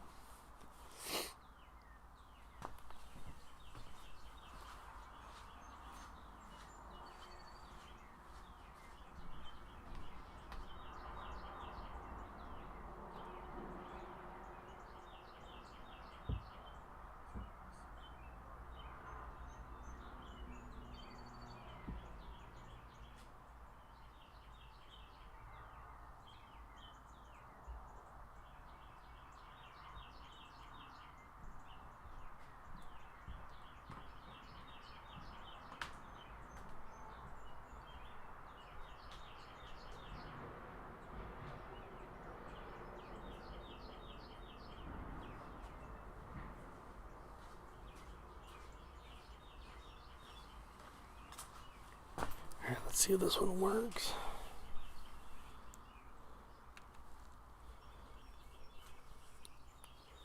Come on, charger.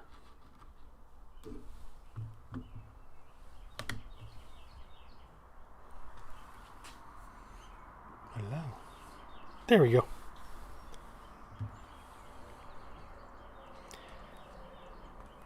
See if I can get used to this Mac stuff here. I don't know why. This cable should work just fine. But, oh. Ooh.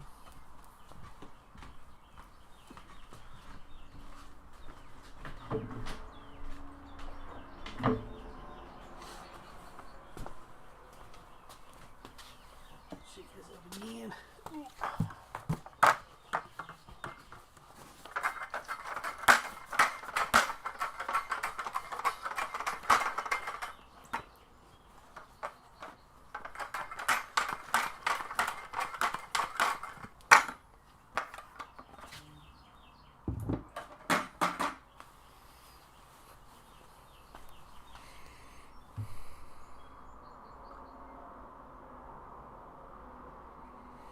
There you go. That seems to be charging pretty good on that one.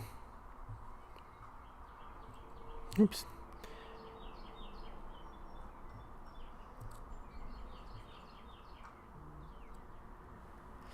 Got 2 minutes. It'll be the last 50. The next 15 minutes will be for the last of the 158 degrees, and we'll crank it up to 170. 15 minutes, and we'll yank it up, and then we'll get to squeezing it.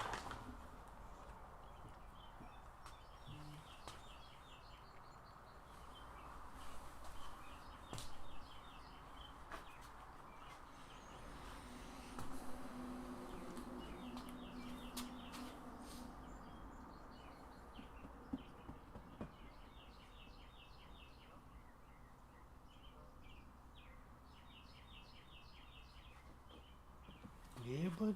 Okay, so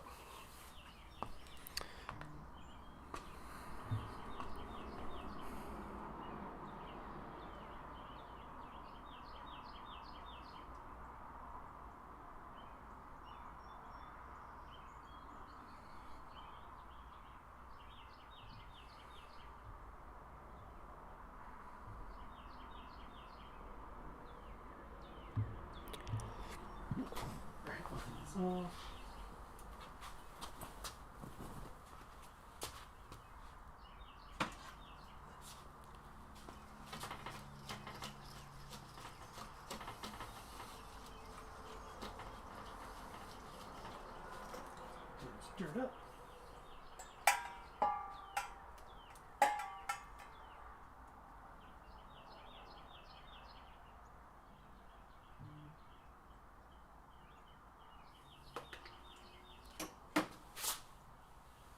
Heat on.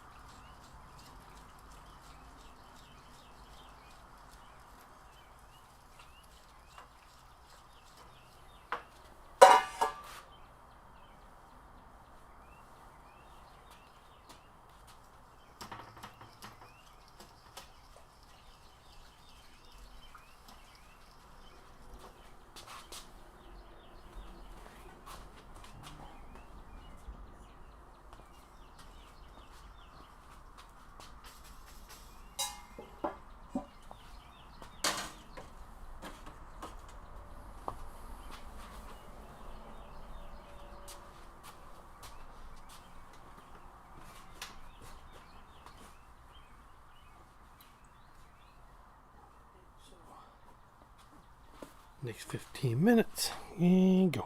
Oops, crap. And go. Go, go, go, go.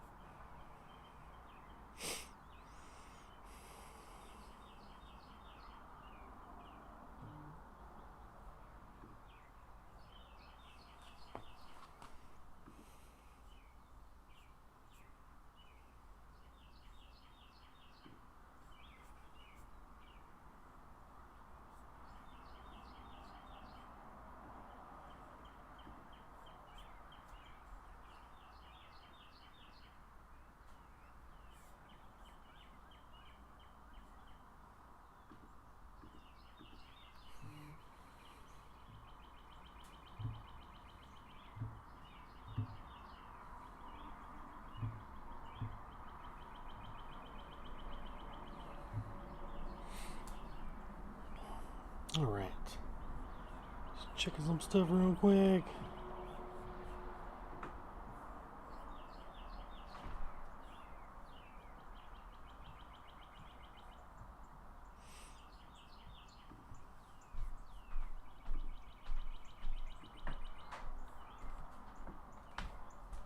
Okay. And the last 15 minutes. The 15 minutes of the hour, so we got 13 minutes left to go. Okay. That.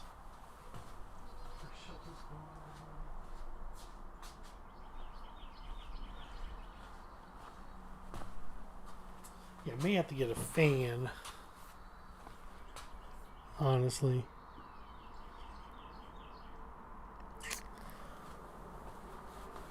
There's really no wind outside, so it's not going to pull out air or the exhaust from the propane out to the basement. So it might be a little noisy here in a little bit. But that's probably a smart thing to do.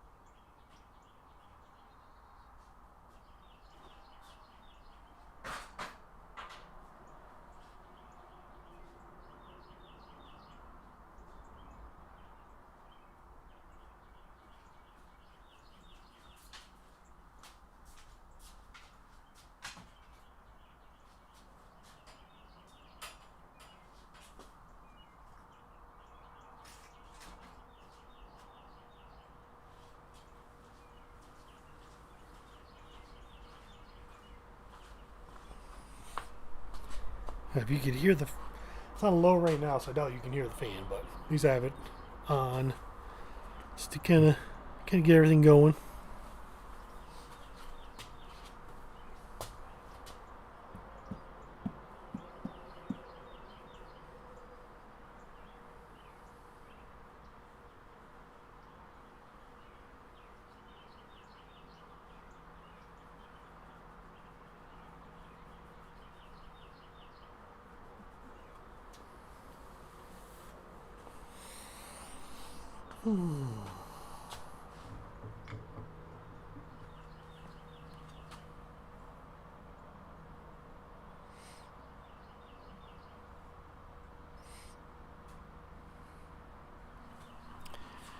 How's the stream looking overall?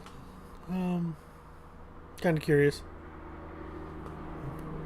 I think I'm bouncing between like 5 megs and 7 megs, but once I hit about 7 megs, it seems to quality seems to dip a little bit. Other than that, I mean, stats look good.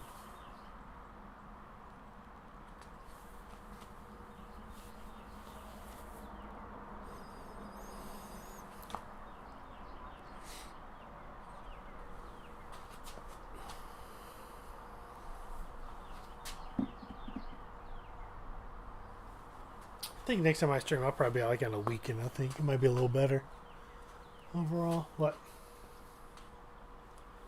That'd be a good day to do it.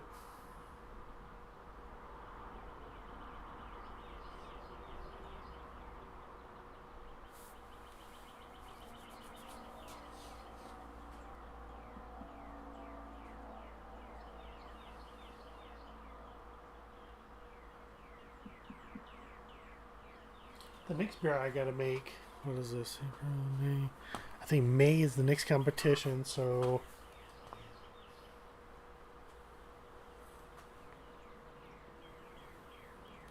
just depending. So I want to make a Goza. I'm gonna make a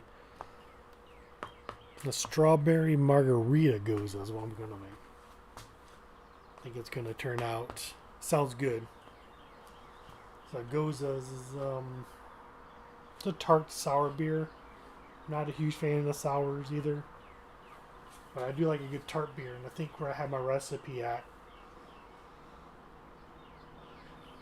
according to Brew Fowler, it's going to be tart.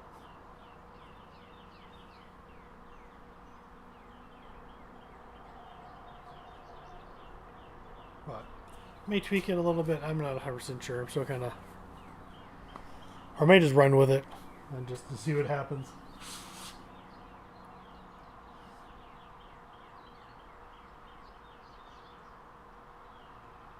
Yeah, I think I was gonna run with it. I may make one final adjustment to it, but that's fine. Yeah, I'm gonna sit. Oh, my back's hurting already. Been a desk jockey. Oh gosh, for a very long time. Being a programmer, just sitting around like you just not doing much. Just need to exercise. What I need to do.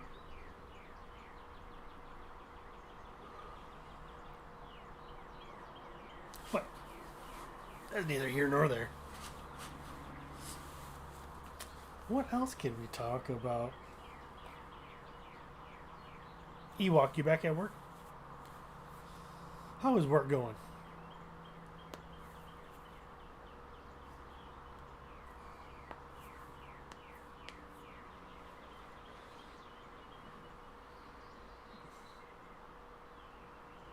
I know you do electrical work. Do you do any residential electrical work?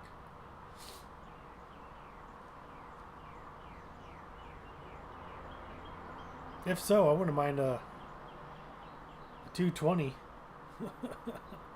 line ran in my garage.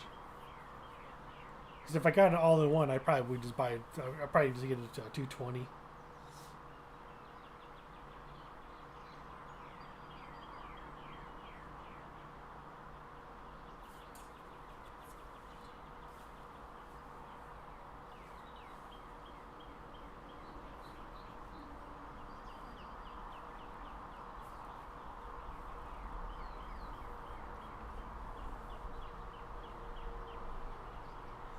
Excuse me.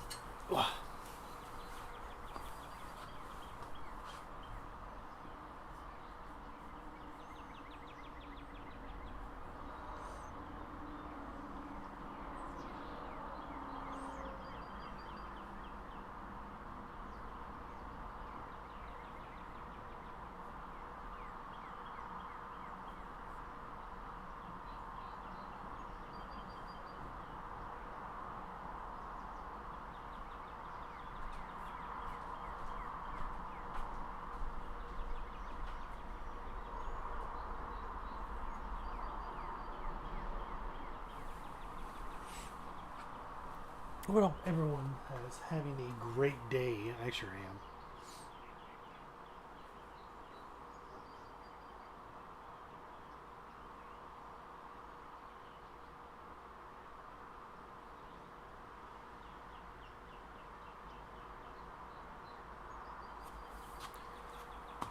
Beautiful, beautiful. Got 5 minutes left on this one.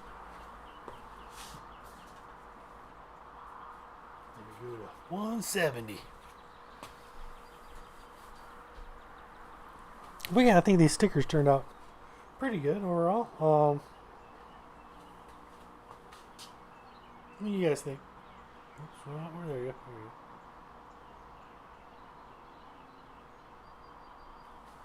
So yeah, giving those away. Homebrew Con. Those I see, I'll probably want one. Probably want one. I'll just be like this. Be like, pew, pew, pew, pew, pew. That's gonna be a good time. Gonna be a good time. I was excited to see what Dennis is gonna ask.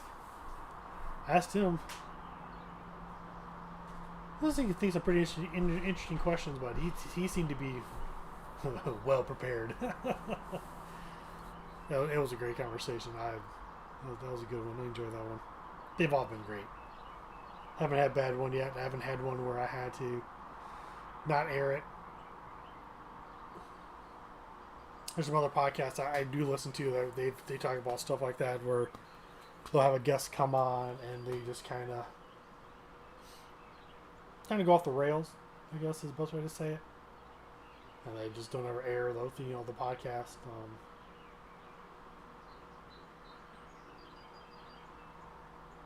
or some like they've had to cut short because of whatever reasons, Never had to deal with that at all, which is good. Which is very good. Every guest I've had has been super polite, super knowledgeable. I appreciate them all.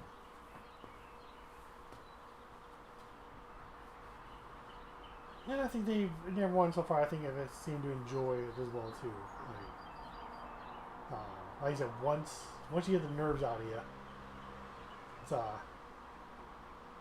you just start relaxing. You start chit chatting. I try to keep it like super casual, like just two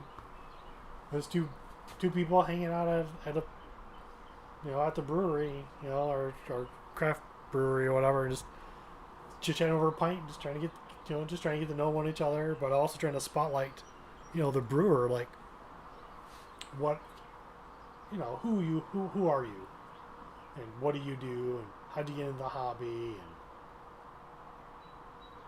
and man, so many fascinating stories.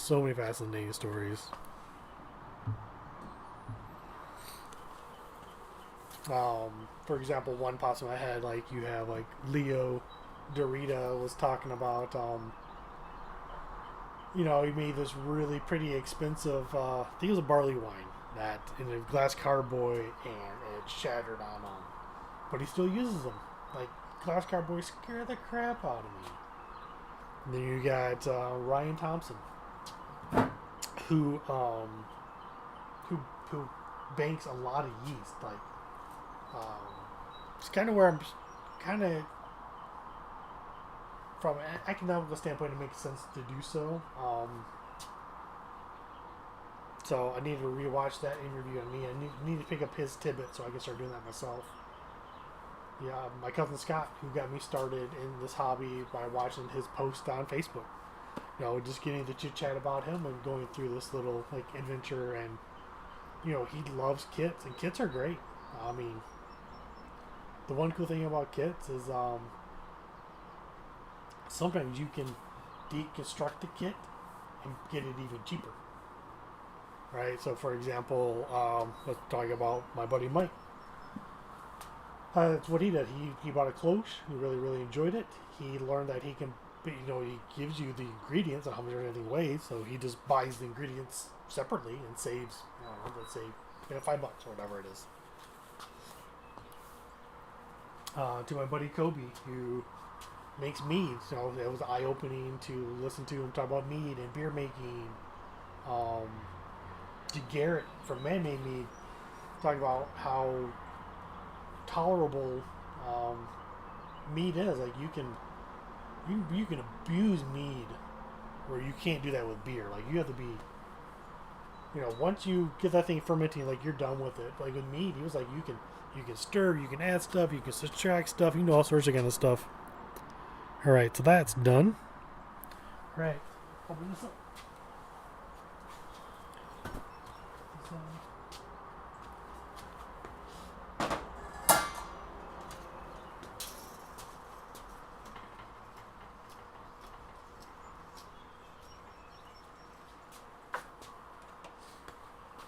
Up to 170.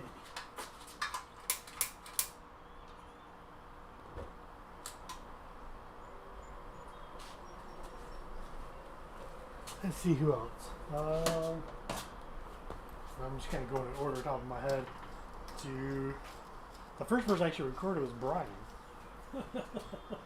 He was episode 4, I think, maybe 5. I can't remember. Talk about like marathon running. This guy runs hundreds of miles, right, and brews beer, and up at 2-3 o'clock in the morning and getting whatever 20, 30, 40 miles in before he goes to work, or even after work. And like, holy crap! And just, like him winning competitions, and what it looks like. And, he gives some solid advice about like, to get into this hobby, you're making craft beer, right? You're not making commercial beer. So like you have to make sure that you like craft beer to begin with. So I thought that was like solid advice. Let's see who else. A lot of people getting $10 that haven't even aired yet.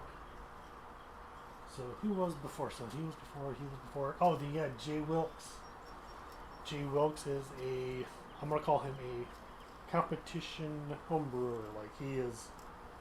I haven't talked to him in a while, so he may be close to hitting that 100 medal mark already. Right? He was shy to begin with. He may already have 100 medals now.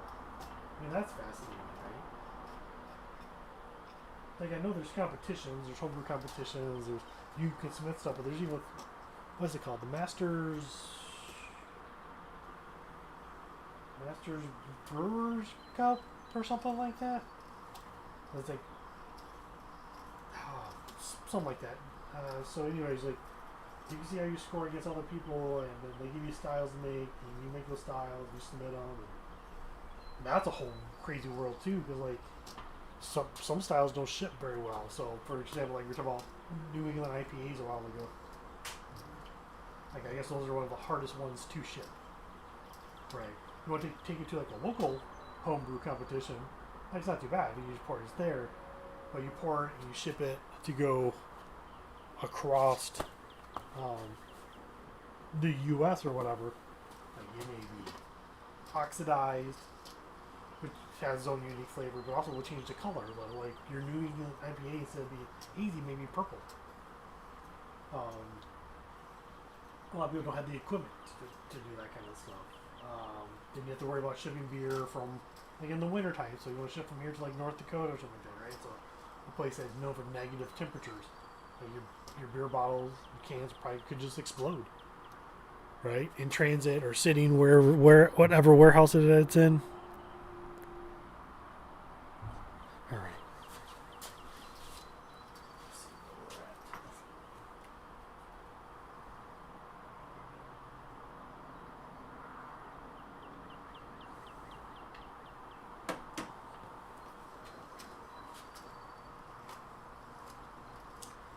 Trying to see if I forgot anybody. Oh, you can count. I feel like I'm missing someone. Let's see. Scott, Mike, Kobe, Brian, Garrett. Oh, and you have the gentleman up in Ohio, David, who owns a homebrew shop. Oh man, I learned so much from that guy. So much from, and he's hilarious. He's so funny, so funny. So if you're up in Ohio, I think Columbus, Ohio, go check him out. I think he shares. I think it's on Brewer's Friend. He has over 130 recipes. Just go check him out. I need to check him out. I'm kind of curious what he has. He was the one that was telling me about the Kegland stuff being so, affordable. He teaches. He has classes where people come in, learn how to homebrew. He'll definitely ask you the question too, like, so you want to get into this hobby? What equipment do you already have at home, right? So you may have, like I said before, just a stock pot, or you may have already bought used equipment. So we'll go from there.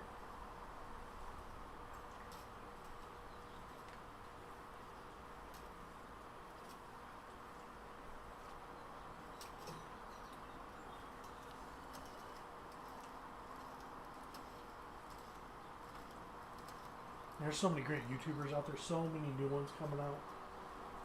Oh man, they all can use subscribers too. And I wish I knew their names off the top of my head. I do not. But there's some really good ones. There's one gentleman, his name's Woody. And I want to say he's like Woodmash. I think it's Woodmash. Maybe his channel. He's from Oregon. He looks like he's been brewing for like 20 some odd years. And his YouTube channel, I mean, his beers look phenomenal. Looks so good.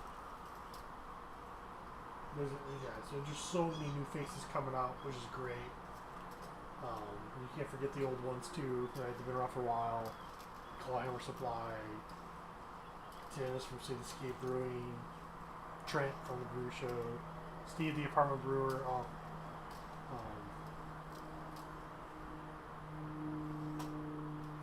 There's more I've watched. CH. I don't think he brews much anymore, if at all. No idea what he does. I haven't seen him do anything for quite a while.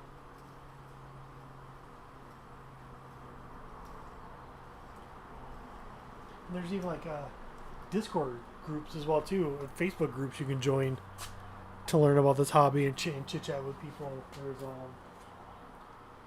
There's one called like the brew tubers, which is basically geared towards homebrewers that do YouTube, right? So which makes sense.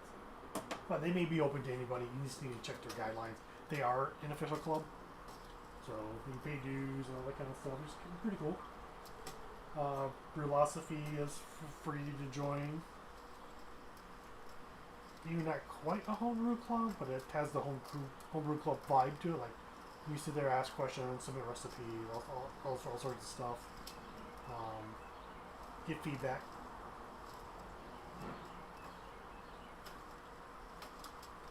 But if you get a local homebrew club, or you can check the ADHA or American Homebrewers Association. You can check their website to see if they have one listed, or you want Facebook even to see what's listed close to you, and you can just show up. A lot of them have where you can show up and just kind of hang out for like, I don't know, either the first to 2 or 3 different meetings, right? And just, if you like it, you kind of become a member. And they all vary in price. I mean, I couldn't tell you exactly how much yours is going to cost, but let's say between $25 and $50 a year or whatever. And some of that money goes towards like insurance, right? How about the club and other things as well too. It also helps pay for like events that your club may want to put on, swag they may want to buy, things like that. Some clubs have, like in person, they'll have like kind of like a home base. So you may go to like a certain restaurant or to a brewery. Some have where you'll travel to a bunch of different breweries. Some have like a hybrid of that plus like going to someone's house even, hanging out there.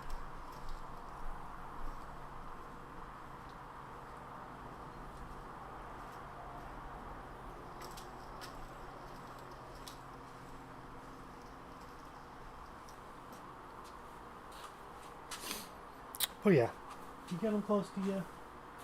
You want to check it out, chit chat with them. I think you'll be pleasantly surprised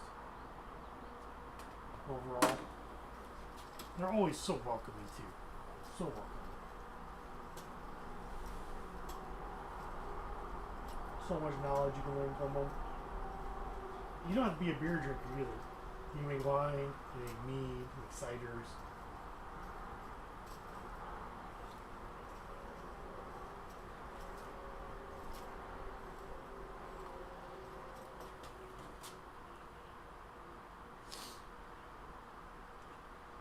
Close. Close.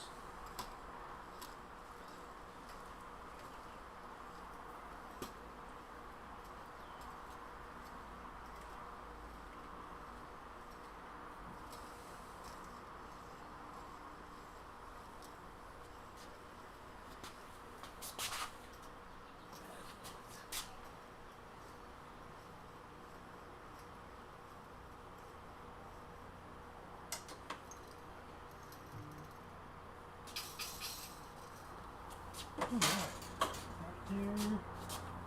Turn this on. Turn it back on. So another 15-minute timer.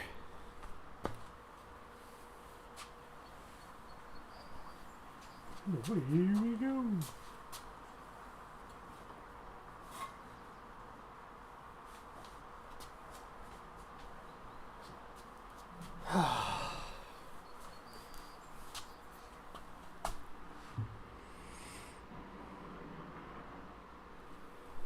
Be right back.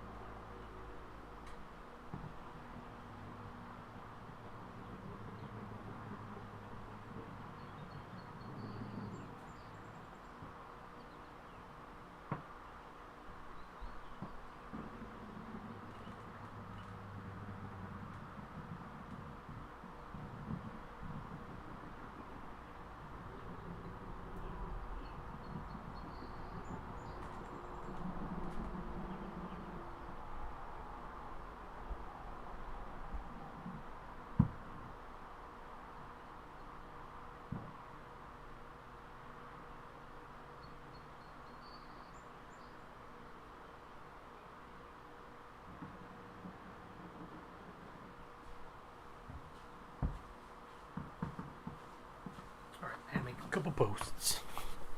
Forgot to do that earlier. Don't need that. Don't need that. Don't need that. Get rid of a bunch of stuff. Boom. Bada bing.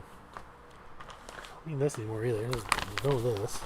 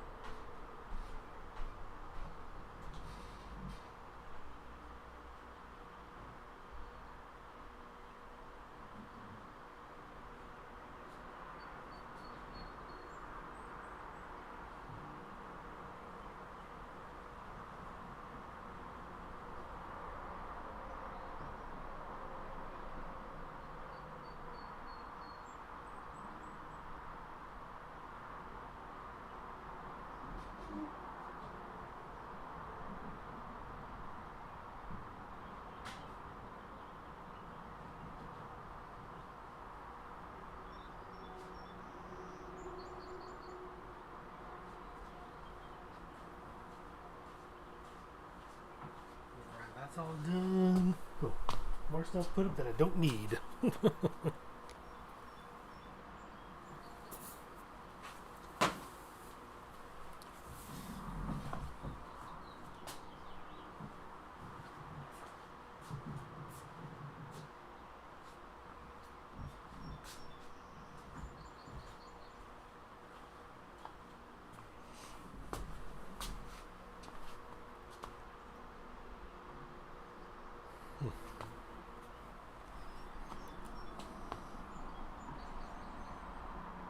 Got about 9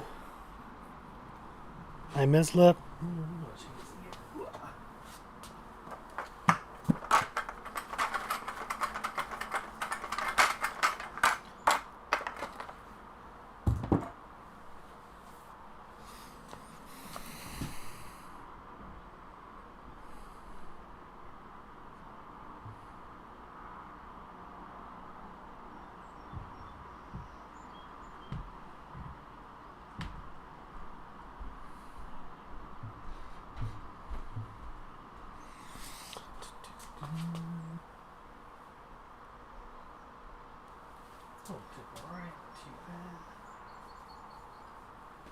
We get to use my hook.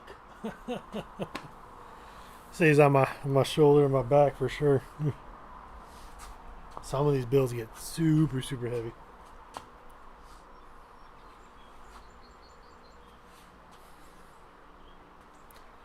Should have brought me down a snack. Oh well.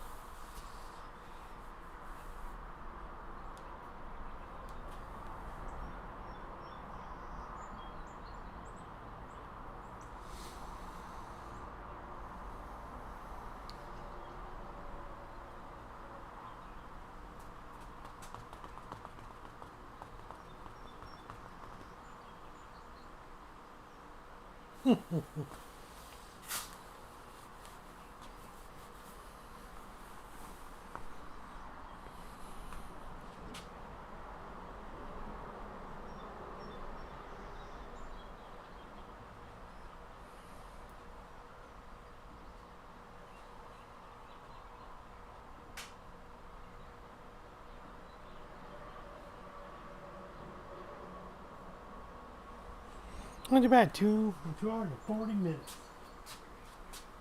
Not too bad at all.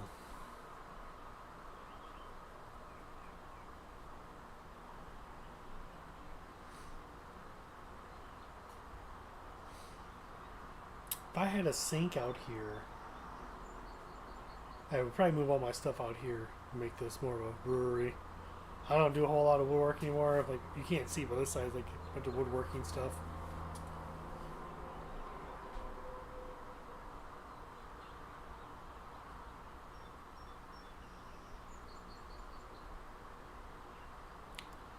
But that being said, though, too, I mean, the grind gets. I need a brew shed, is what I need. But I need water. Need.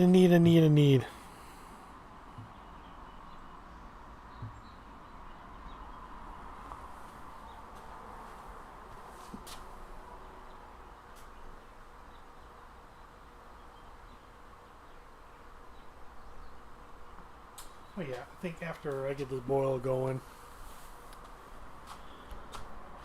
I might. I don't know.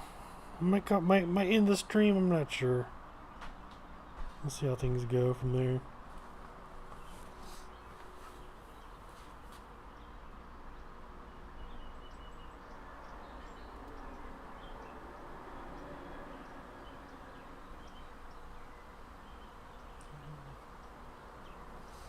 If anyone's got questions, feel free to ask. I don't have all the answers, but I'll give the old college a try. That's for sure. And if I really don't know, I'll just lie. I'll make up something.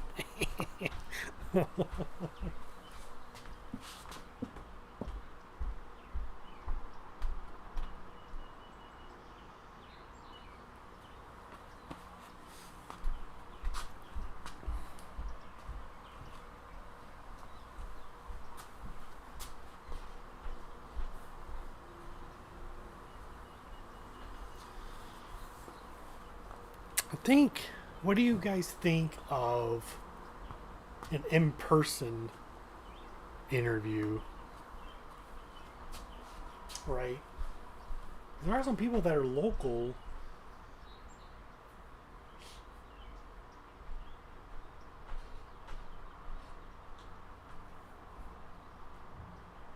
but having the two separate camera angles, microphones, so I don't have all that equipment. I mean,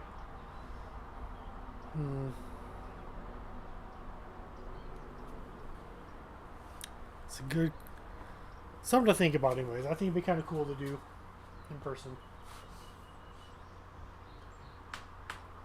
but we'll have to give some time and see what happens.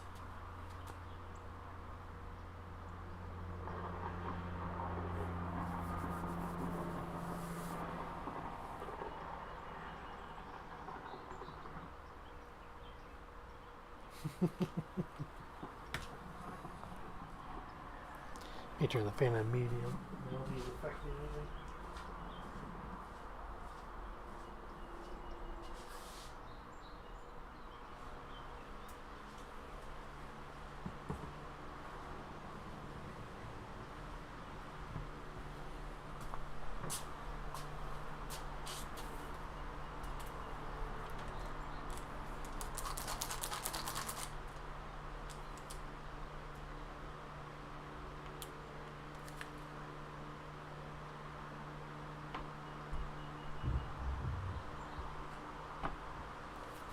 Pour into fermenter.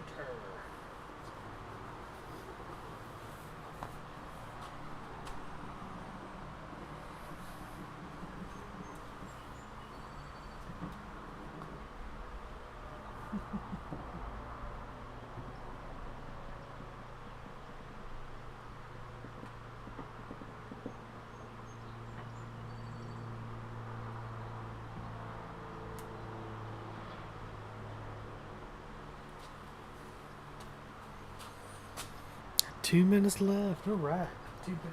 Not too bad.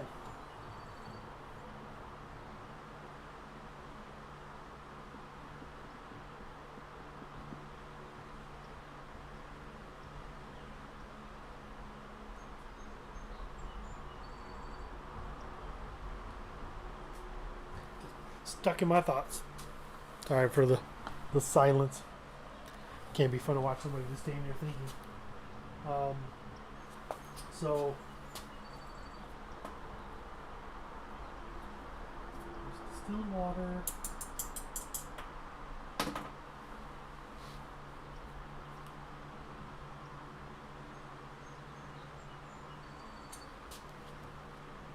So I think everything should be okay overall.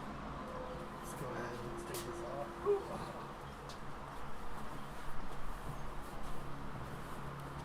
Done with this.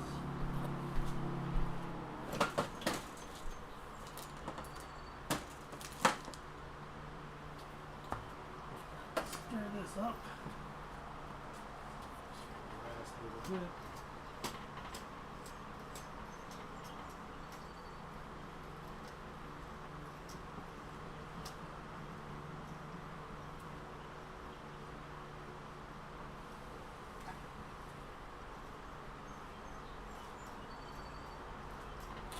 Good. There. I'll delete that one. All right. This is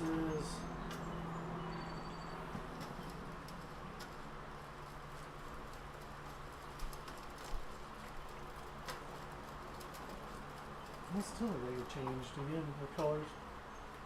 It's so cool. Okay. So. All the steps are complete.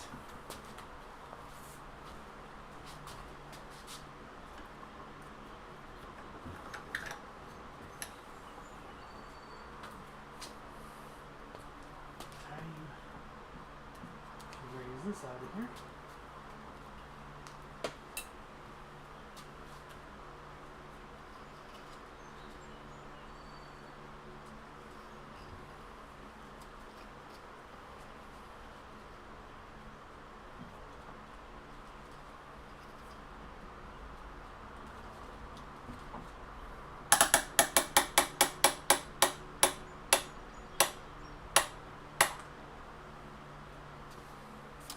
Yes.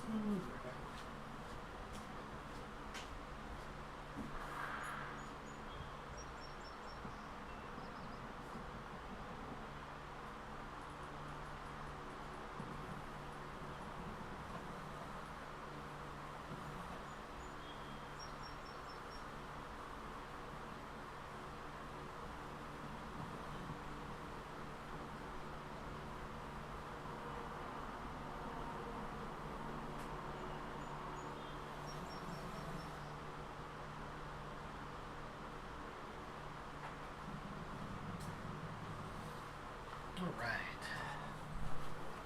So we got a little thermal on here. So bag stuck on that. So.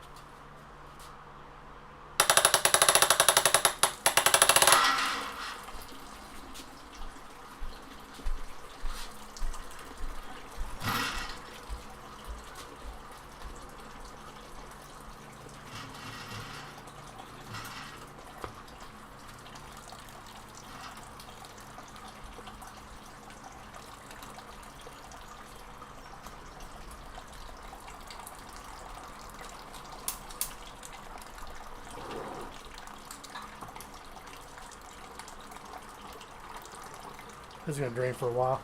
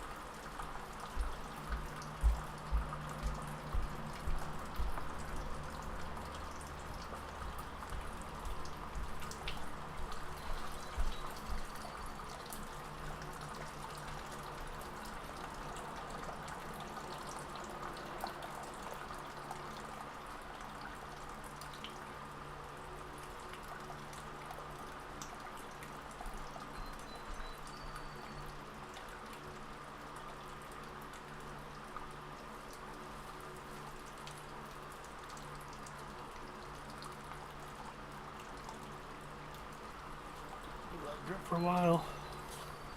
I'll bring up the temperature.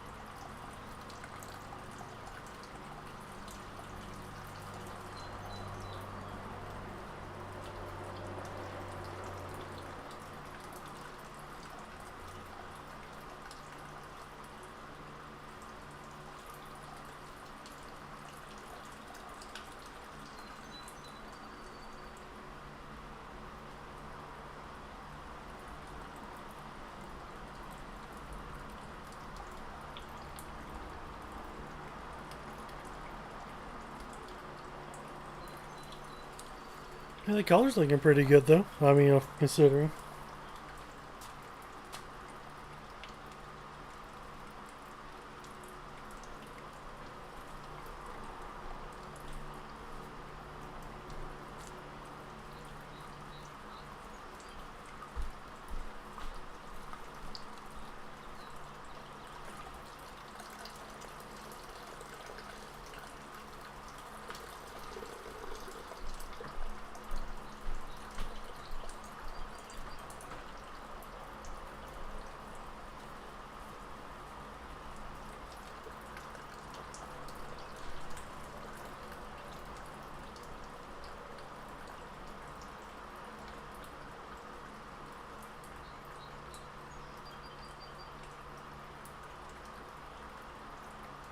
Who you been talking to? Don't tweet that back. A live streamer. Oh yeah? Yeah. Good. Need something to do. Are you doing it now? Oh yeah. You're not in it. Oh yeah. I can mute it. Come here. Turn it off.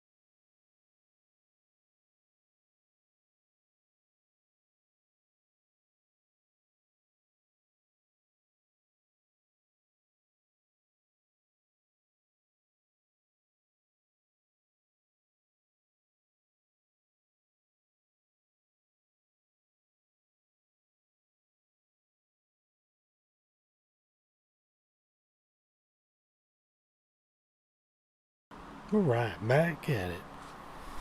Dun, dun, dun, dun, dun, dun.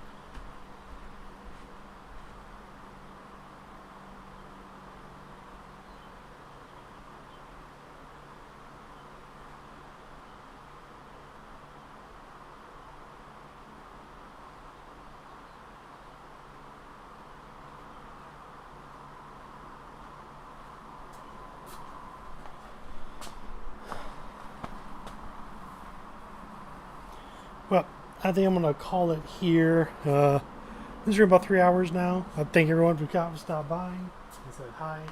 Had a good time. This is about to a boil. I'm making me some lunch. So I'll see you guys around.